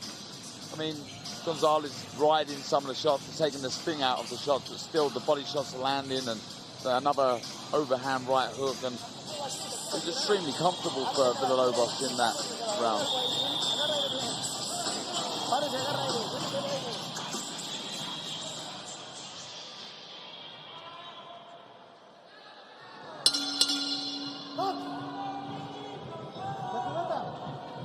Round 4 underway. I think you summarized that pretty well there, Darren. I think that what we're seeing is that, yes, Gonzalez is able to ride with some of these shots. He's able to take the sting out of some of those body shots, and not all the shots are landing, but he also isn't really making Villalobos question whether he wants to throw or not. Villalobos just lets his hands go, and even if 4 of the 5 shots are getting blocked, one of them is tending to pop the head back of Gonzalez. Yeah, I mean, if you're the judge, you're looking at this, there's only one winner at the minute. It's the work rate and the commitment to let the hands go from Villalobos for me. Looking fairly comfortable. There's just not enough coming back from Gonzalez, who, yes, he is a counter-puncher, and they don't tend to let their hands go as much as an aggressive fighter, but still you you still let your hands go and still try and draw out the lead, so you have the opportunities to counter, but we've just not seen that from Gonzalez enough. And it's a shame, because when he does let the right uppercut go, it's a lovely shot, but he's just become a little bit predictable with it, and Villalobos, with the slight experience that he has been able to sort of judge when it comes and sort of nullify the effect of that shot. He just got down to action. Well, certainly this is Gonzalez's preference as far as how he wants to fight. He is a natural counterpuncher. That's how he would prefer the fight to go. But you know, I've seen him in sparring, moving forward, letting his hands go and looking a lot different. And frankly, he might need to tap into that in the latter half of this fight. Yeah, without doubt, Corey. He needs to do that, because he's just not doing enough at the minute. Missing with the shot again, carrying the chin too high. He's got to get that tuck down. He looks dangerous when he's letting his hands go, Villalobos.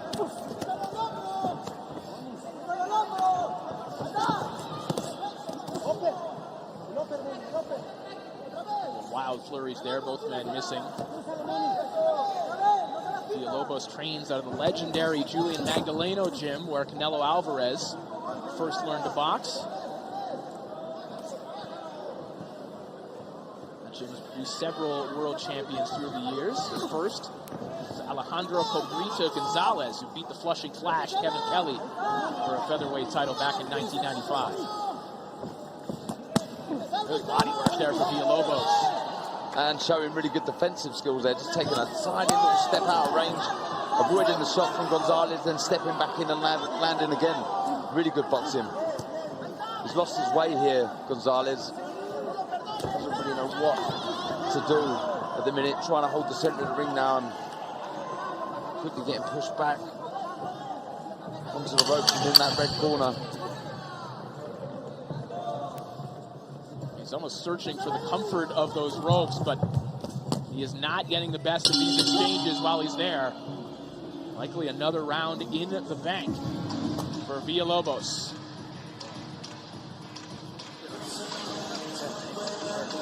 Moni, ¿no lo estás cruzando la boca del estómago? El vato está lleno de aire. Nos quedan 2 rounds. Nos quedan 2 rounds, este y el último, ¿ok?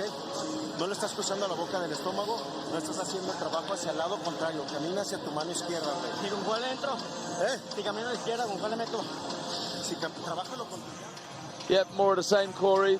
Just no-nonsense approach from Villalobos, letting his hands go, outworking Gonzalez, who had some slight minor success in that round, but just not enough for me. Tu mano izquierda ponla en su lugar para que no te vaya a pescar. ¿Ok? Voltea.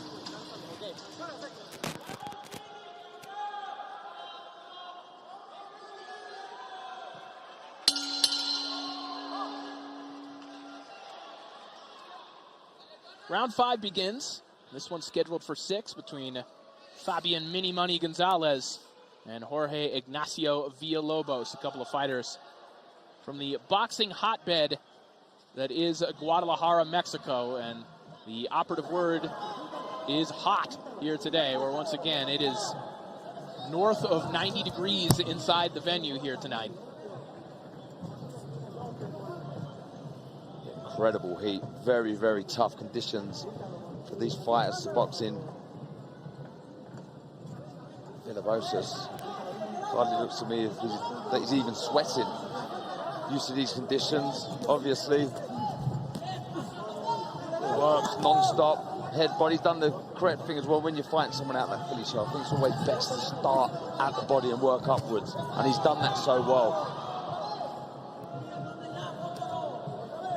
Well, in general, what have you found is the best strategy against fighters who employ this kind of style? Because everyone has their idea of how to break the Philly shell. In your opinion, what's the best way to go about it? Start with the straight shots to the body. If you see Gonzalez or anyone who tends to fight at the Philly shell, the body stays exactly where it is, and they tend to lean back. So unless they bring their feet out of range, the body's always there to be hit. So work the body, then work upstairs. It's so important that you bring your feet in as well. If you can adapt that, I'm not saying it's always going to win, but whenever I spar or box with anyone who fought out that style, always had success with the straight shots to the body first, and we've seen that tonight from Villalobos. That was a good uppercut from Gonzalez. That might have been his best shot of the fight. It's Villalobos smiles back at him. Without doubt, his best shot. you have to think that's what Gonzalez is counting on right now, is to hurt Villalobos with one of those counter shots.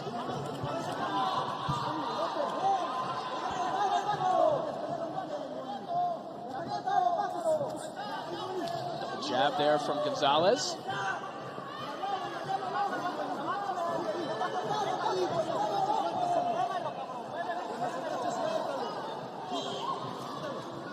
There's not been enough from Gonzalez. He's trying to hold his feet a bit more and let his hands go, but missing, and needs to shorten those shots up.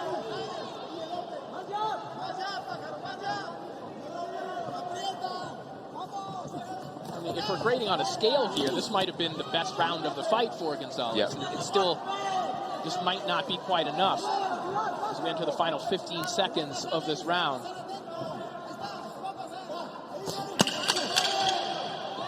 Good work again from Villalobos. Straight left, down the middle, then followed it with a nice right hook to the body, and there seems to be a cut to the left eye of Gonzalez now. Certainly some reddening around that eye. Some work to do for his trainer and cut man, Luis Manuel Espinoza. There's 3 minutes left to go in this contest. Te viste mejor este round. Estiran las piernas. Nos queda el último round, Moni. ¿No nos vamos a esperar la decisión de los jueces? Yeah, like you say, it was probably some of the best work coming from Gonzalez in that round, but I still don't feel it was enough, because Villalobos just got down to work on the front foot, gave up a little bit more space than he has in the entire contest, but again, just doing the correct things, working there with that lovely right uppercut from Gonzalez. But we see a bit of it early on in the contest, but we haven't seen nearly enough of that good work. El último. Tienes que dar todo, Moni. No te quedes con nada.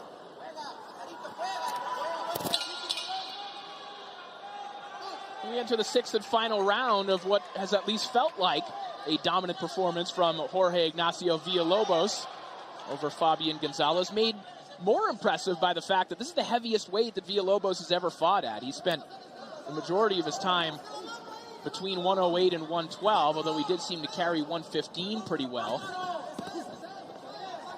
And it'll be interesting, because seeing him up close, you know, you could see him getting some bigger opportunities. I'm not going to project a world championship for him necessarily, but you could put a guy like Villalobos in there against upper-tier fighters, and he might be able to give them some decent rounds. Absolutely. Yeah, absolutely. He's a good boxer. His game, he's, like I say, he's tough, he's rugged, he's intelligent. We've seen that this evening with the shot selection. I mean, don't get me wrong, there's still a lot to work on. But yeah, for sure. I mean, I would like to see him with some of these young prospects. He would certainly teach them a lot of lessons, and I feel, you know, he's probably not too far off himself challenging for something, one of the minor titles. Sure, and especially if he could get back down to 112, I think it could be very interesting. At 5'5", he'd be a little bit more imposing down at 112 if he can still make that weight, but he's shown that he can hang with a top-level 115-pounder like Angel Ramos.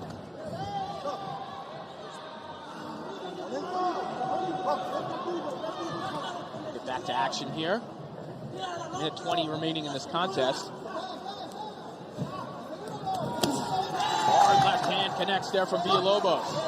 Almost landed at the same time there. It was the right uppercut from Gonzalez and the straight left, and you see the mouth open of Gonzalez. It seems to me he's almost struggled slightly with that double gum shield. You can see not many boxers opt to use that gum shield where it protects the bottom teeth as well. I've seen him open his mouth an awful lot, trying to gasp for air.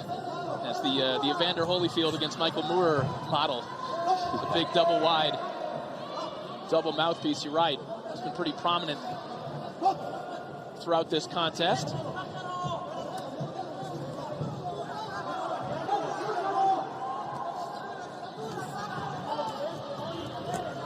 Good work again from Villalobos. Back comes Gonzalez, but a bit scrappy in return. A little bit of desperation on the shots from Fabian Gonzalez.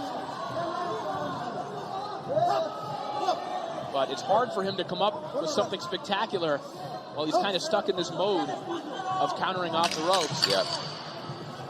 Just no gear change or tempo from Gonzalez. Although I've seen, I know it's not his style of fight, but just push Villalobos back or try to. But we haven't seen that, and for me, there's only one winner in that contest. Villalobos just busy, got down to action, no nonsense. You can see with his ring attire, you know, no frills, just wants to get in there, wants to fight, wants to win, and we see that. In return, it was just a bit too much of Gonzalo admiring his own work at times. Or, I mean, there wasn't enough work. He just kind of liked being in that Billy shell, looking for the counter shot, but just not enough coming from that man. And he'll be frustrated, I'm sure, when he watches it back, if he watches it back. This man will be over the moon because, like I say, though it's on the lower part of the card, certainly still bragging rights, local derby, as we would call it back home in the UK, and for me, this man will get his arm raised. Yeah, Villalobos, again, maybe a little bit underrated. Certainly placed as the B side in this contest, but only fought like the A side in this one. As Fabian Gonzalez plays to the crowd. Suppose we'll see if the judges agree with him, but I mean, I think this one is a little more clear than even the first two contests that we've called here. Yeah, without a doubt.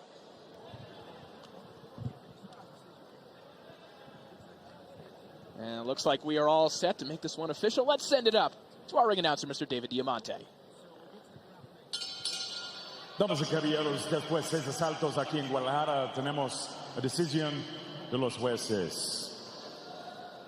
Simón Contreras y Juan Pulido, 60-54. Evelyn Cardenas, 59-55.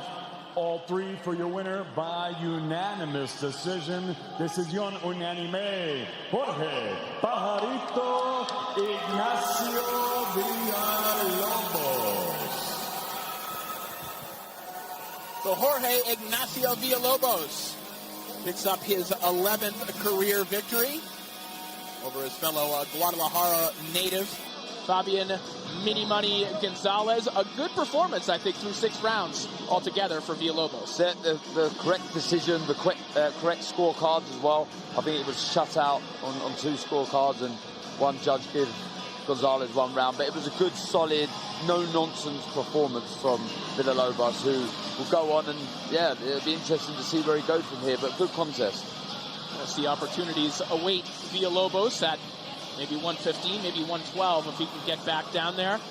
Lots of possibilities for Villalobos, who got some good exposure here today in another win in front of his hometown crowd.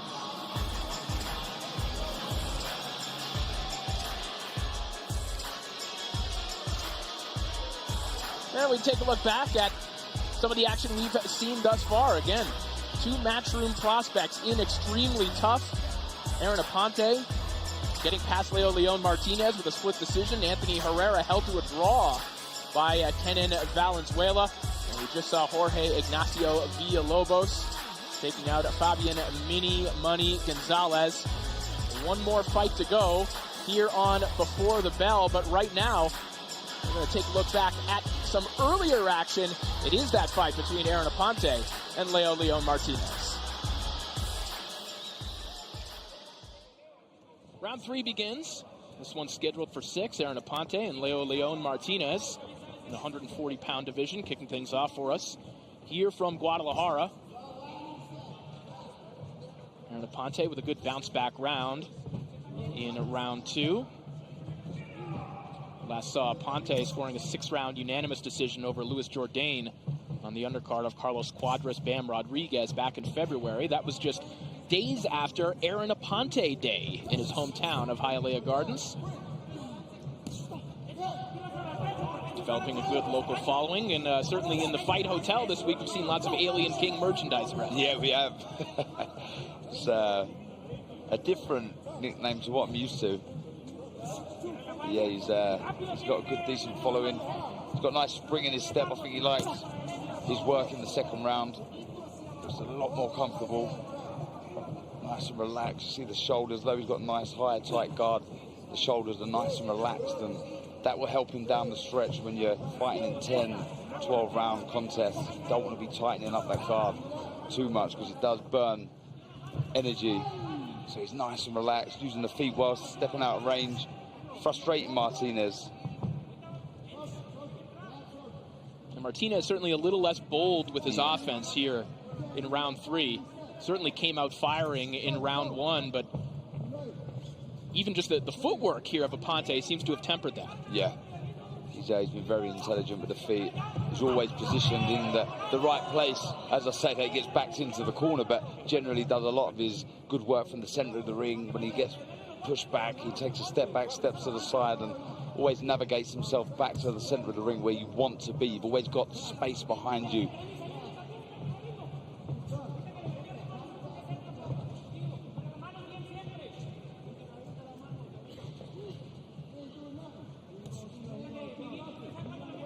Inside the final minute here of round 3, a quieter round, but quieter may be better for Aaron Aponte because that torrid pace in round 1, as we see a decent counter shot there from Martinez and a good left hook from Aponte. The more frantic and frenetic the pace gets, Darren, it would seem to favor Martinez, the messier it gets. Yeah, I think so. He's certainly loads up. I wouldn't say he's necessarily the bigger puncher, but he certainly puts everything into the shot. And I think the only chance he has is to trade with Aponte, because at range here, there's only one winner. Good work from Aponte, good right hand to the body, followed by a left hook. He's never seemed troubled, though, Martinez. Certainly calmed the tempo of this fight down. It's one he looks extremely comfortable in at the moment. As we close out round 3 with a good exchange right at the bell. Yeah, good work from Martinez right at the end of the round. It was a nice right hand.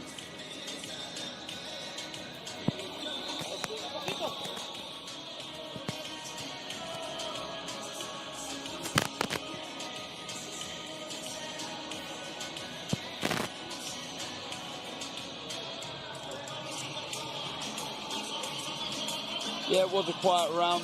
Not an awful lot to really talk about. There's some good counter punches from Martinez, certainly at the end of the round, but it was controlled mainly by the footwork of Aponte. We just gliding out of range, avoiding anything coming back, as we see there from Martinez.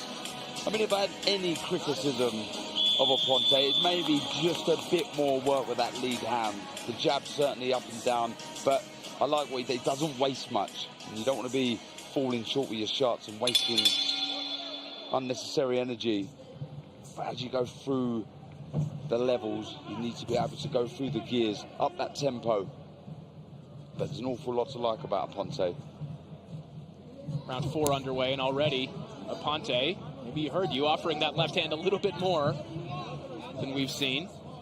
Hasn't landed that jab quite yet, but to your point, just putting it out there, just giving Martinez something to look at, something to occupy his eyes and his hands. Absolutely, and you can see Martinez, he wants to trade, so that's when you have the opportunity to find the counter shots.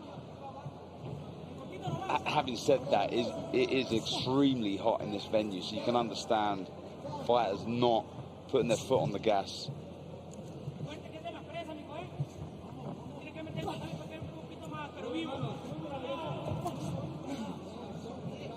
One thing, too, the young fighters like Aponte and like Anthony Herrera experience in their pro career, and I think both of them talked about this, is getting out of the habit of having that desperation to win every single round and going at 100% all the time that you would when you're in the amateurs, understandably. And sometimes it takes a little while to find your pro tempo, so to speak. Absolutely. And I was one of those fighters.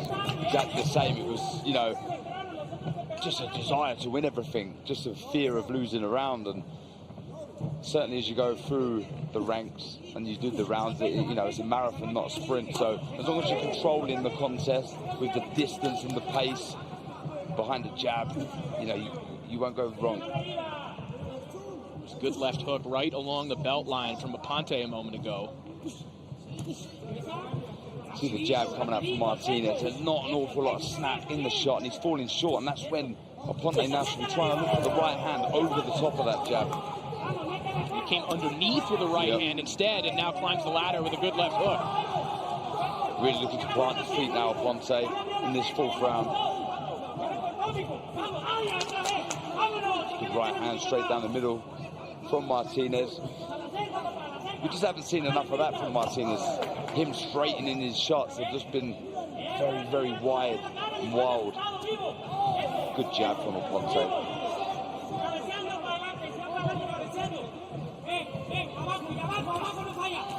Chopping right hand there from Aponte. Martinez starting to fire back. Some shots to the body. Some catching the arms, but some sneaking in there as well.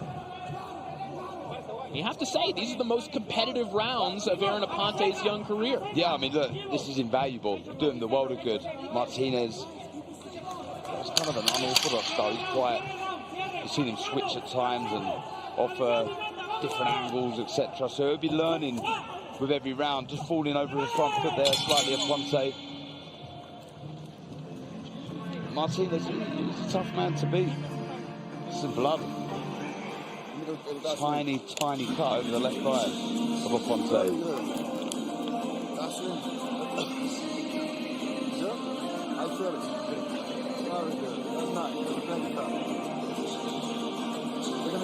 He's done. Ready to go. Ready to go. No John.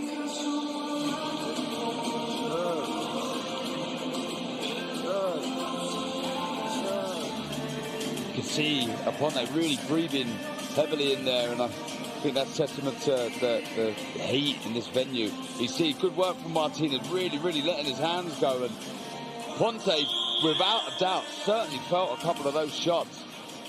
He can really try and build off of that round, Martinez.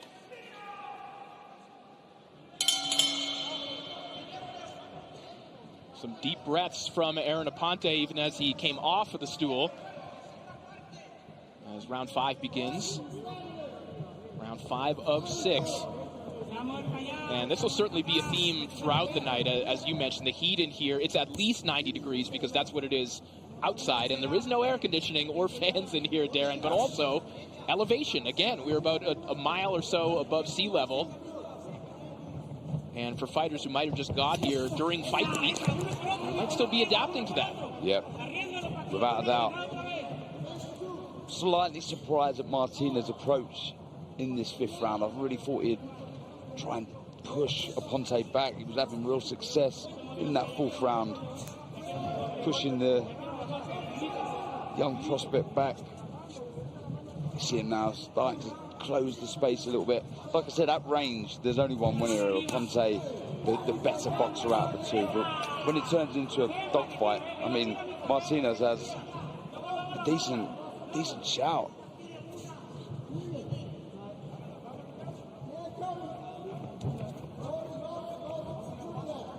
I think the vast majority of this fight so far, certainly the good moments for Aponte, have come because of his feet. You mentioned the spring in his step. He's always been a great athlete. He was a 114-pound defensive back in football, and he was a baseball star before opting to focus solely on boxing. But you can see the athleticism in Aponte will certainly serve him well in his career. Without a doubt. Really, really quick, nimble footwork. Look, we've already touched on it. He'll learn an awful lot from this fight, but he could have made this a lot easier with that athleticism, as you're talking about, in and out, sharp with the feet. You don't have to be busy combination punching 3s and 4s and 5s, but you can go, 1, 2, step out, back in with 2 shots. That was a good overhand right from Aponte. I think a lot of people feel you need to be busy throwing combinations all the time. That's not necessarily true. You can be busy with 1s and 2s. Be smart on your feet.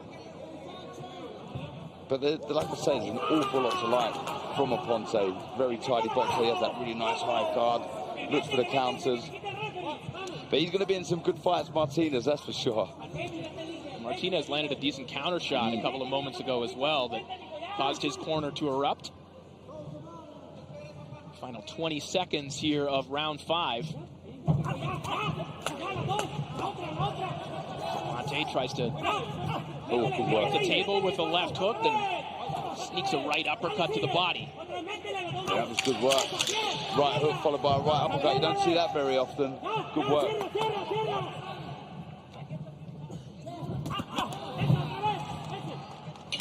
Solid work from Aaron Aponte down the stretch there in round 5.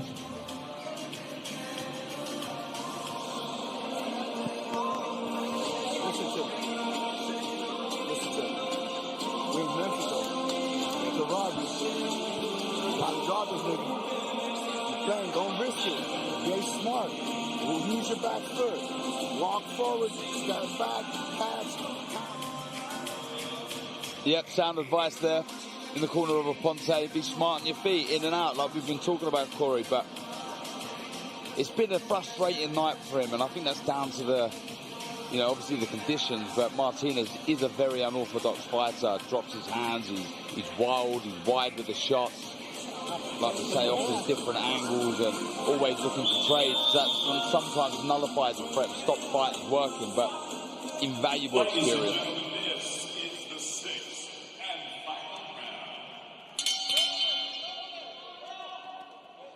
The 6th and final round between Aaron Aponte and Leo Leon Martinez. A good competitive opener here on before the bell.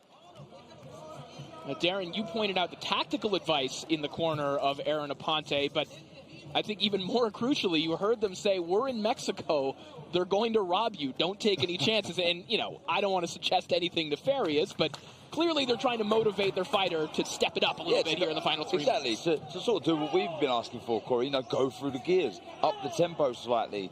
He certainly, to me, though he's breathing heavy, should be able to go through a couple of gears at least. Started the round with a nice 1-2 left hook. Just seeing a little bit more. Good work, lovely. 1-2. See, just be busy with the simple shots. Good body work from Martinez in return. Good left hook to the body from Aaron Aponte. Martinez's corner imploring him to pick up the tempo as well. Oh, good right hand. Lovely shot. And again, Martinez takes it. Doesn't look dazed or phased at all. 3-punch combination there from Aponte. The first 2 missed. The last one did land. Seems to me it's the first time in the contest that Martinez looks like he's feeling the pace.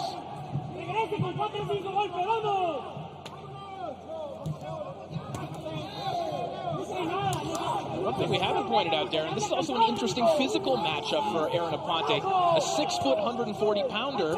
He's in there with a guy who's 5'10", but looks like he might be even an inch taller. Yeah. He's not, and probably hasn't encountered too many opponents like this, at least not that frequently. Absolutely not. Good work again. There was that right hook followed by the right uppercut. It's a nice combination when he throws it. Aponte. Yeah, you can see now both certainly feeling the pace and the heat in this venue. I mean, I'm sweating just sat here, Corey, so I can't imagine doing 1 round, let alone 6. And the fighters getting to the inside, but being a little judicious with their punch output. It's Aponte who's got the best of the last few exchanges on the inside. And as you see the swelling underneath both eyes of Martinez. Good hard right hand there from Aponte. A 1-2 right down the pipe. As Martinez slingshots off the ropes and gets back to the inside. Final 10 seconds of this contest.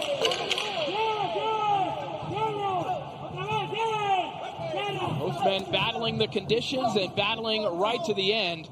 A very good test for Aaron Aponte here in our opener. Yeah, good learning fight for Aponte, that, in really, really tough conditions against an awkward opponent.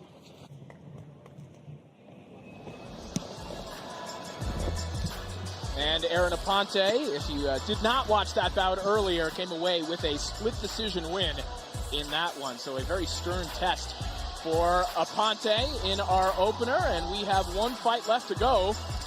Here on Before the Bell, it is Alexis Molina taking on Angel Garcia. Once again, 2 products of Guadalajara, Mexico. finish things off for us here on Before the Bell. We're set to go. Let's send it up to our MC, Mr. David Diamante. Damas y caballeros, el siguiente combate pactada a 6 asaltos super pluma. Ladies and gentlemen, our next contest scheduled for 6 rounds in the super featherweight division. Set to make his ring walk, please welcome Angel J.G. Garcia. Well, the undefeated Angel Garcia has shaken off a pair of early career draws to string together 5 straight knockout victories, and tonight enjoys one of the advantages of being a stablemate of the main event fighter, a spot on their undercard. Garcia is under the same umbrella as Esteban Bermudez, and we'll see later on challenge for the light flyweight title against HIROTO Kyoguchi. We last saw Garcia 7 months ago, knocking out Jonathan Acosta in 3 rounds right here in Guadalajara.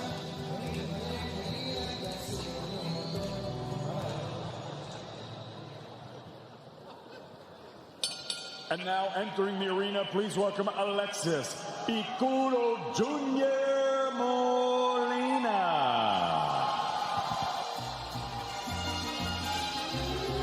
Well, welcome back, Alexis Molina. Molina snaps a 539-day layoff here tonight after having last been in action in December of 2020, fighting to a 4-round draw with the undefeated Robert Greenwood on the Canelo Callum Smith undercard. No waste, no time jumping right back into things, however, as he will face his 2nd straight undefeated opponent tonight, a fellow fighter from Guadalajara. 2 more Guadalajara products going at it in front of their hometown audience.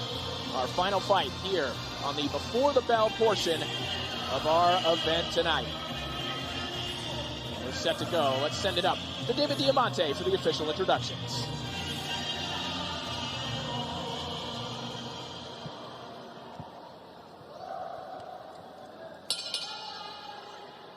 Damas y caballeros de Guadalajara, Jalisco, México, en vivo por Dazn. Estamos listos para nuestro próximo combate de la noche. It's all being brought to you courtesy of Mr. Eddie Hearn of Matchroom Boxing in association with Canelo Promotions and Clase y Talento. We're sponsored by Bet Online, Stagefront, and JD Sports. Introducing your 3 judges scoring this contest from ringside, all from Mexico. Evelyn Cardenas, Simon Contreras, and Juan Carlos Pulida. At the sound of the bell, your 3rd man in the ring from Mexico, referee Manuel Rivera Lopez. And now, ladies and gentlemen, 6 rounds of boxing scheduled in the super featherweight division. 6 asaltos, peso super pluma. Introducing first, fighting out of the blue corner, wearing the silver trunks with the red trim. He scaled 127.9 pounds. He is undefeated in his campaign as a professional with a record of 6 wins, no losses, 2 draws, and 5 wins coming by way of knockout. Presentando desde Zapopan, México, damas y caballeros, Angel J.G. Garcia.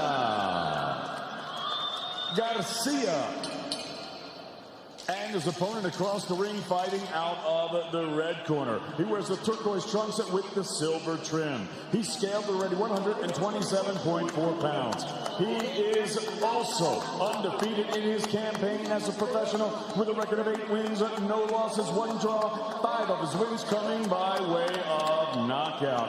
Presentando de Lomas del Paraíso, Guadalajara, Jalisco, México, Alexis Picudo Jr. Molina.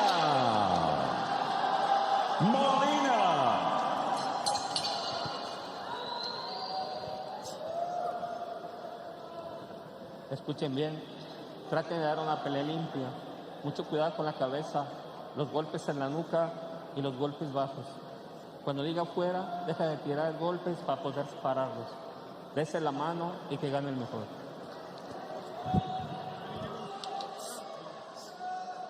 For our final contest here on Before the Bell, Alexis Molina Angel Garcia, 130-pound action. You see some fans in the crowd here with Alexis Molina t-shirts, a little bit of a local following for Picudo. Round one underway. Alexis Molina in the turquoise and silver, Angel Garcia in the silver and red. Of note, Angel Garcia took this fight on 2 days' notice. Now, you would not think that looking at the physique of Angel Garcia, who's in excellent shape right now. Yeah, looks in great shape, really does.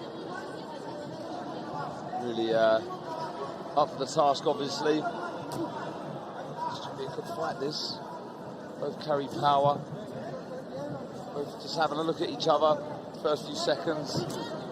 This opening round, nice straight right to the body. Alexis Molina has stopped 3 of his last 4 opponents. And Angel Garcia certainly has some power as well. We mentioned the 5 consecutive knockouts that he scored. Guys that have shown themselves to be pretty good punchers on the domestic scene here. Good right to the body from Garcia there. Did fall over the front foot, so he needs to be careful. Straight back comes Molina with straight right to the body of his own.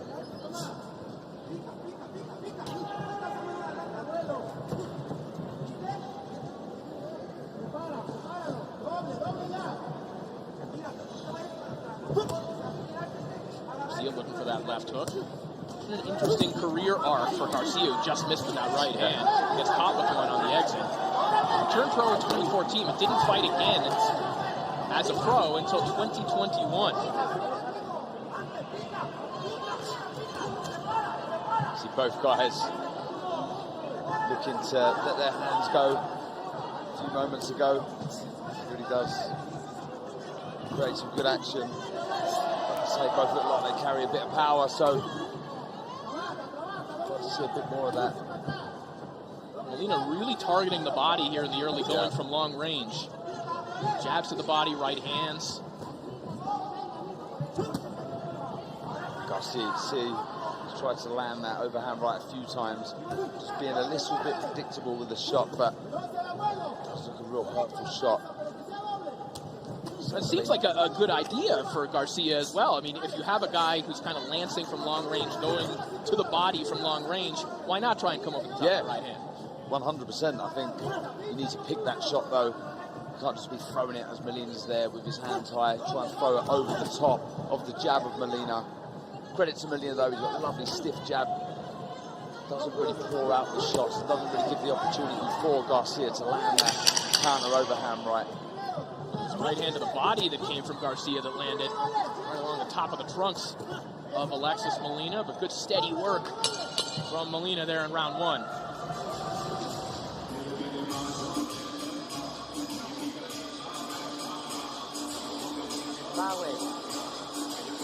Él me está dando el paso para atrás. ¿Simón? Ahí va. Él me está dando el paso para atrás. No le estoy haciendo nada con un solo jab. Doble jab, recto y lo cruzo arriba. Doble jab, recto. Doble jab, pum, volado por arriba. ¿Simón? Ahorita se va a poner de izquierdo y ahí viene de izquierdo. Quiero paso para un lado y recto, paso para un lado y upper, ¿sale? Acuérdate de cuando se ponga de izquierdo, siempre bájalas. Quiero que bajes y lo levantes. Bajes y aquí, con la mano aquí arriba, Simón, porque viene de izquierdo. ¿Sale? Venga, cuando estén las cuerdas, güey, más rápido.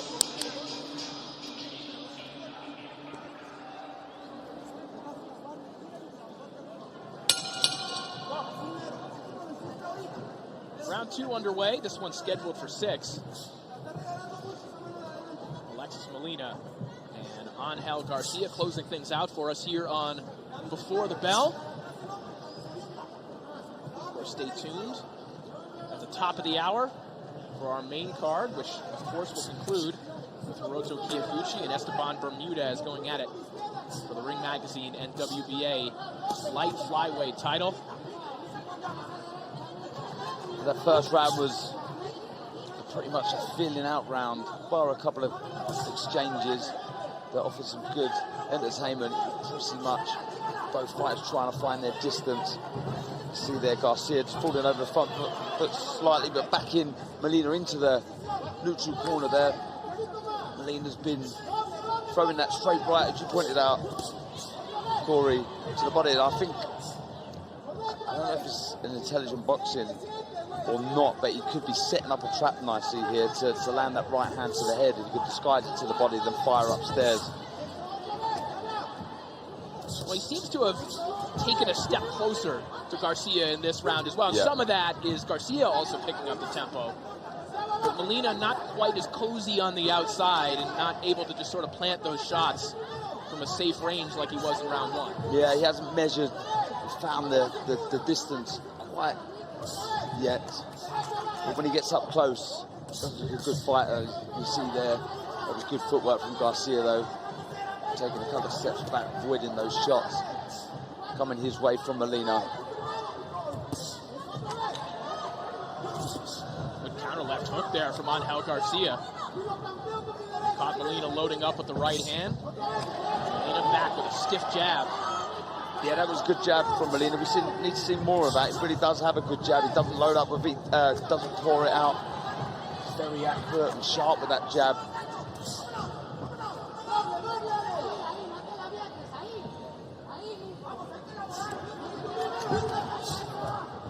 Garcia looking for that overhand right again. Really putting everything into the shot, but he's got to be a bit more intelligent with it.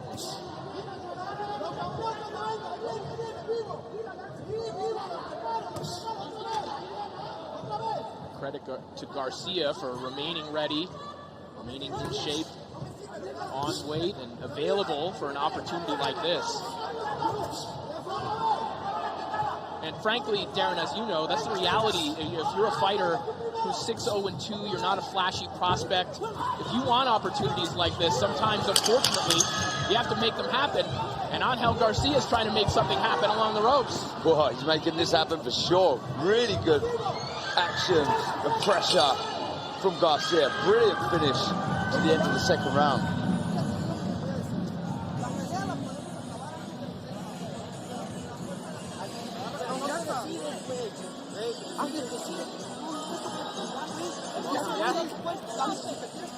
Yeah, that was the kind of action at the end of the round that shows me Garcia's thinking, I'm not going to wake up in the morning and regret not letting my hands go, not working and not doing enough. And you could see he really got down to action. That was a lovely right uppercut. And then you just see the real desire, you could say reckless, but just showing how much he wants to win this battle. Putting everything into the shots. Brilliant action, and I'd like to see how Molina will respond at the start of this third round.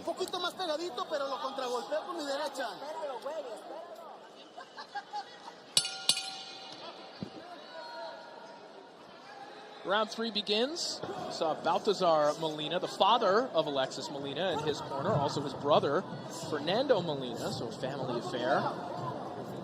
Guiding the career of Picudo Jr. And last second opponent or not, this is a step up for Alexis Molina. 5 of his wins have come against winless opponents. Even though Garcia is coming in on 2 days' notice. I mean, number one, he doesn't look like a guy who came in on 2 days' notice, but talent-wise, this is the biggest step up in the young career of the 22-year-old Alexis Molina. You can see a response here from Molina. He's getting bullied a little bit by Garcia at the minute, getting pushed back and being outworked at the minute. Like I say, he doesn't seem to have found his distance yet. His footwork seems a little off. He needs to try and navigate back to center of the ring, and I think the way you do that is by using the jab, the feint, try and push your opponent back. And for some reason, like I say, he's got a wonderful jab, but he has neglected it so far. I mean, we're only halfway through the third round here, but still, I feel he could have been a lot busier with that jab. Make life a little more difficult for Garcia. He's just walking forward with relative ease at the minute. Good work out of the southpaw stance here from Garcia.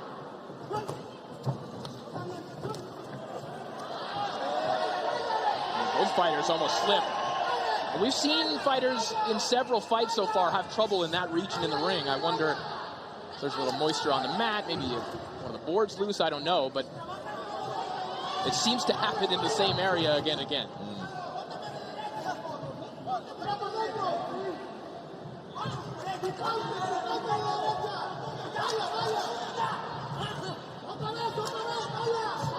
Looking for that right hand to body. Big overhand right connects from Molina. That might have been the hardest shot of the fight so far. Yeah, he took it well, Garcia. It was a lovely overhand right, and he tried to fire back with one of his own.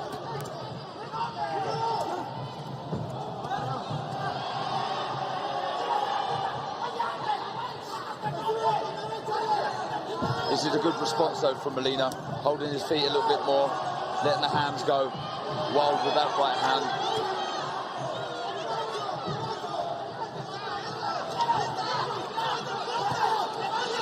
Again, Garcia finishing strong. Good combinations here from Angel Garcia. Just letting it fly here on the inside. Yeah, great grit and determination from Garcia. Really letting his hands go, putting everything into the shots. Good variation as well. Another terrific ending to the round for Angel Garcia. So, again, we've seen this story play out in prior fights here at tonight's card. What do you like? Or are the judges giving too much credence to those final 30 seconds? Well, yeah, like you say, early evidence in the card that proves so. Garcia doing the right thing. I mean, it's very hard to keep a very high tempo in these conditions. The heat really is so hot. Well, still to come later on tonight, it is our first of 2 world title fights. The WBA Super Bantamweight champion, Marlene Arrivas, taking on Karina Labella Fernandez, who's getting this opportunity on about 10 days' notice, looking to achieve her dream of becoming a world champion. So need to take out one of Matchroom's newest signees, Marlene Arrivas. That's still to come a little bit later on. Now we return our focus to Alexis Molina and Angel Garcia. A good competitive bout here in the 130-pound division. Yeah, this is what we need to see from Molina. Got to match Garcia for work rate. This is a good start in this 4th round for Molina. Really pushing Garcia back with those straight combinations. But back comes Garcia. We've seen that time and time again in this contest. Real desire and will to win shown. Garcia still just letting his hands fly. And after spending the vast majority of the previous round as a southpaw, he's gone back to the orthodox stance.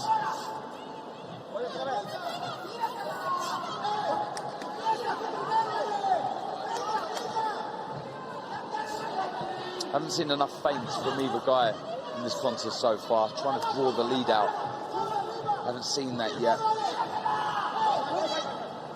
One thing that Garcia has been able to capitalize on is Molina kind of falling off balance when he throws his shots a little bit, right? He lets those power shots go, but often leaves himself in a bad position like that.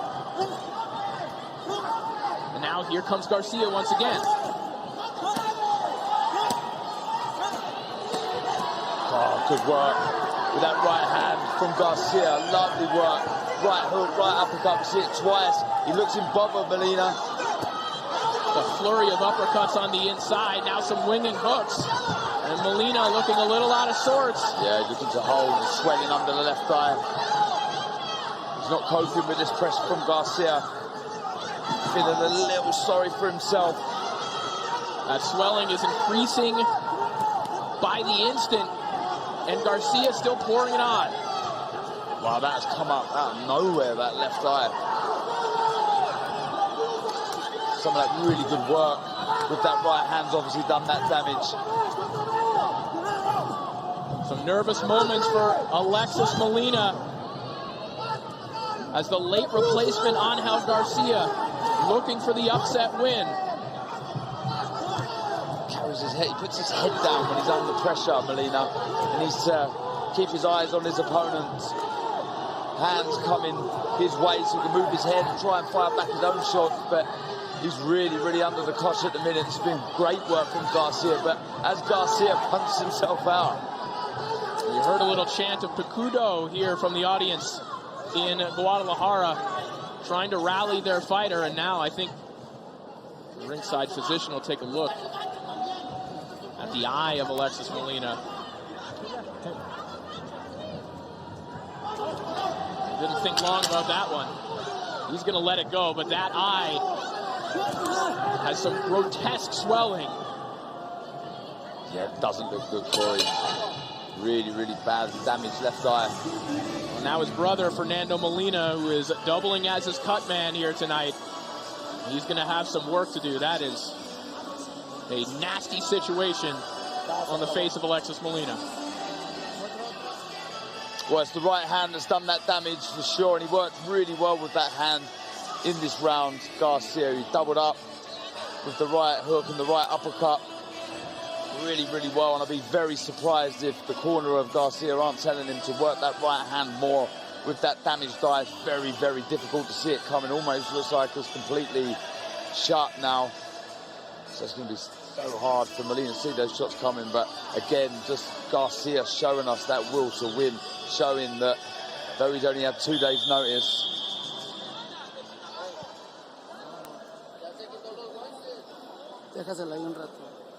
he seemed to be taking the tape off the glove. Yeah. I'm not sure if the corner of...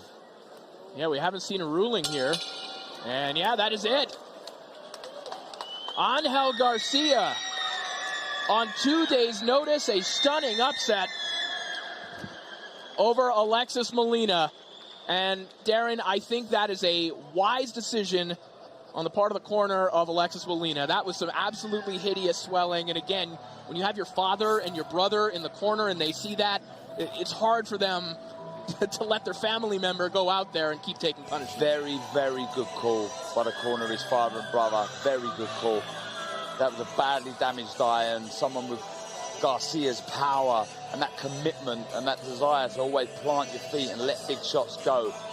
There was only going to be one winner there, Corey, and they done the right thing. I was impressed by Garcia. You know, you talk about changing your life, 2 days notice, and with his record will be difficult to get opportunities, and you need to take them. You need to stay in shape when these opportunities come, and he's taken the opportunity, grabbed it with both hands, and he's come out victorious. And the only problem with someone like Garcia is who's going to want to go near him? Is he too dangerous? He's too dangerous. I think for young prospects, very, very dangerous. And then the middle tier fighters, they think they're beyond the Garcia. So it's going to be tough for him to get his opportunities. But when he gets them like this, he'll have to keep doing what he's doing now and try and climb up those rankings. But I was impressed. I really was. And look, I thought Molina can come back. There's a lot to like with him. He's a good boxer. Just neglected that jab. He didn't throw it enough. There wasn't enough variation, but there is, if he still wants to continue, there's certainly a lot to work with. Yeah, there was some good variance on his jab, especially in the early rounds. We saw some good long-range body work from Molina, but Angel Garcia was just a whirlwind in there tonight. Coming in on 2 days' notice, and now picking up his 6th consecutive knockout victory. And his the style that if you're not ready for it, it's kind of reminiscent of Julio Cesar Martinez, kind of switching stances all the time, hands low sometimes, a lot of uppercuts on the inside. And he was a handful here tonight. Too much for Alexis Molina.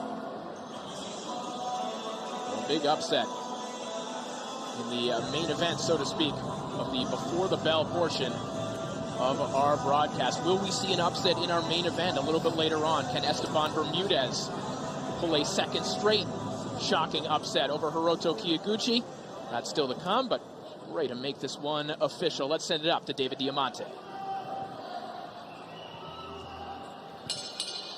Ladies and gentlemen, referee Manuel Lopez Rivera calls a halt to this contest at the beginning of round number 5 for your winner by technical knockout técnico, el ganador, Angel J.G. Garcia.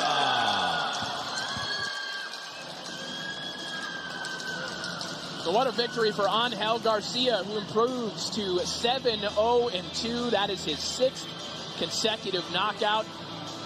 He produced some swelling under the eye of Alexis Molina that in about a minute's time closed the eye of Alexis Molina entirely and ended the night for Picudo Jr. Yeah, it was a good victory for Garcia. Worked really, really well. Commitment just showing you, if you have that desire, you work hard and you stay in shape, opportunities will come your way, and it's down to you to take them, and that's exactly what Garcia done. Impressive victory. Well, it was an entertaining before the bell. We saw some upsets. We saw some prospects get pushed to the limit. Some well-matched action here on Before the Bell. And now we look ahead to our main broadcast, which will be coming up at the top of the hour. We'll conclude with our world title doubleheader from here in Guadalajara.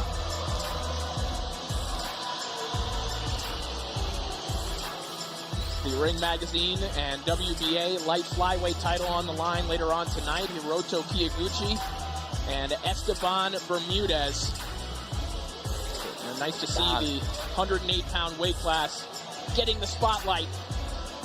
For years, seeing 108-pounders in the main event was not a reality, certainly on Western broadcast. So nice to see Kyoguchi and Bermudez, as well as Marlene Arrivas and Labella Fernandez. The WBA World Women's 122-pound title bout on the line on our broadcast. Once again, in about half hour's time, at the top of the hour, it'll be our main broadcast, our world title doubleheader. That is all for Before the Bell. My broadcast colleague, Darren Barker. I'm Corey Erdman. We'll see you in about half an hour.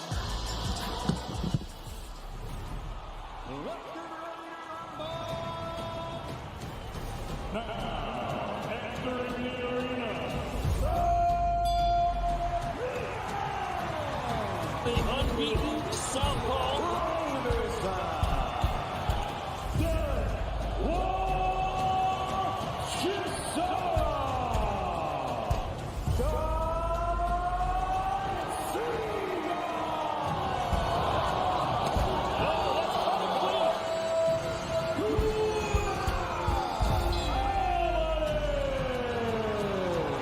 Mello is the man who beat the man.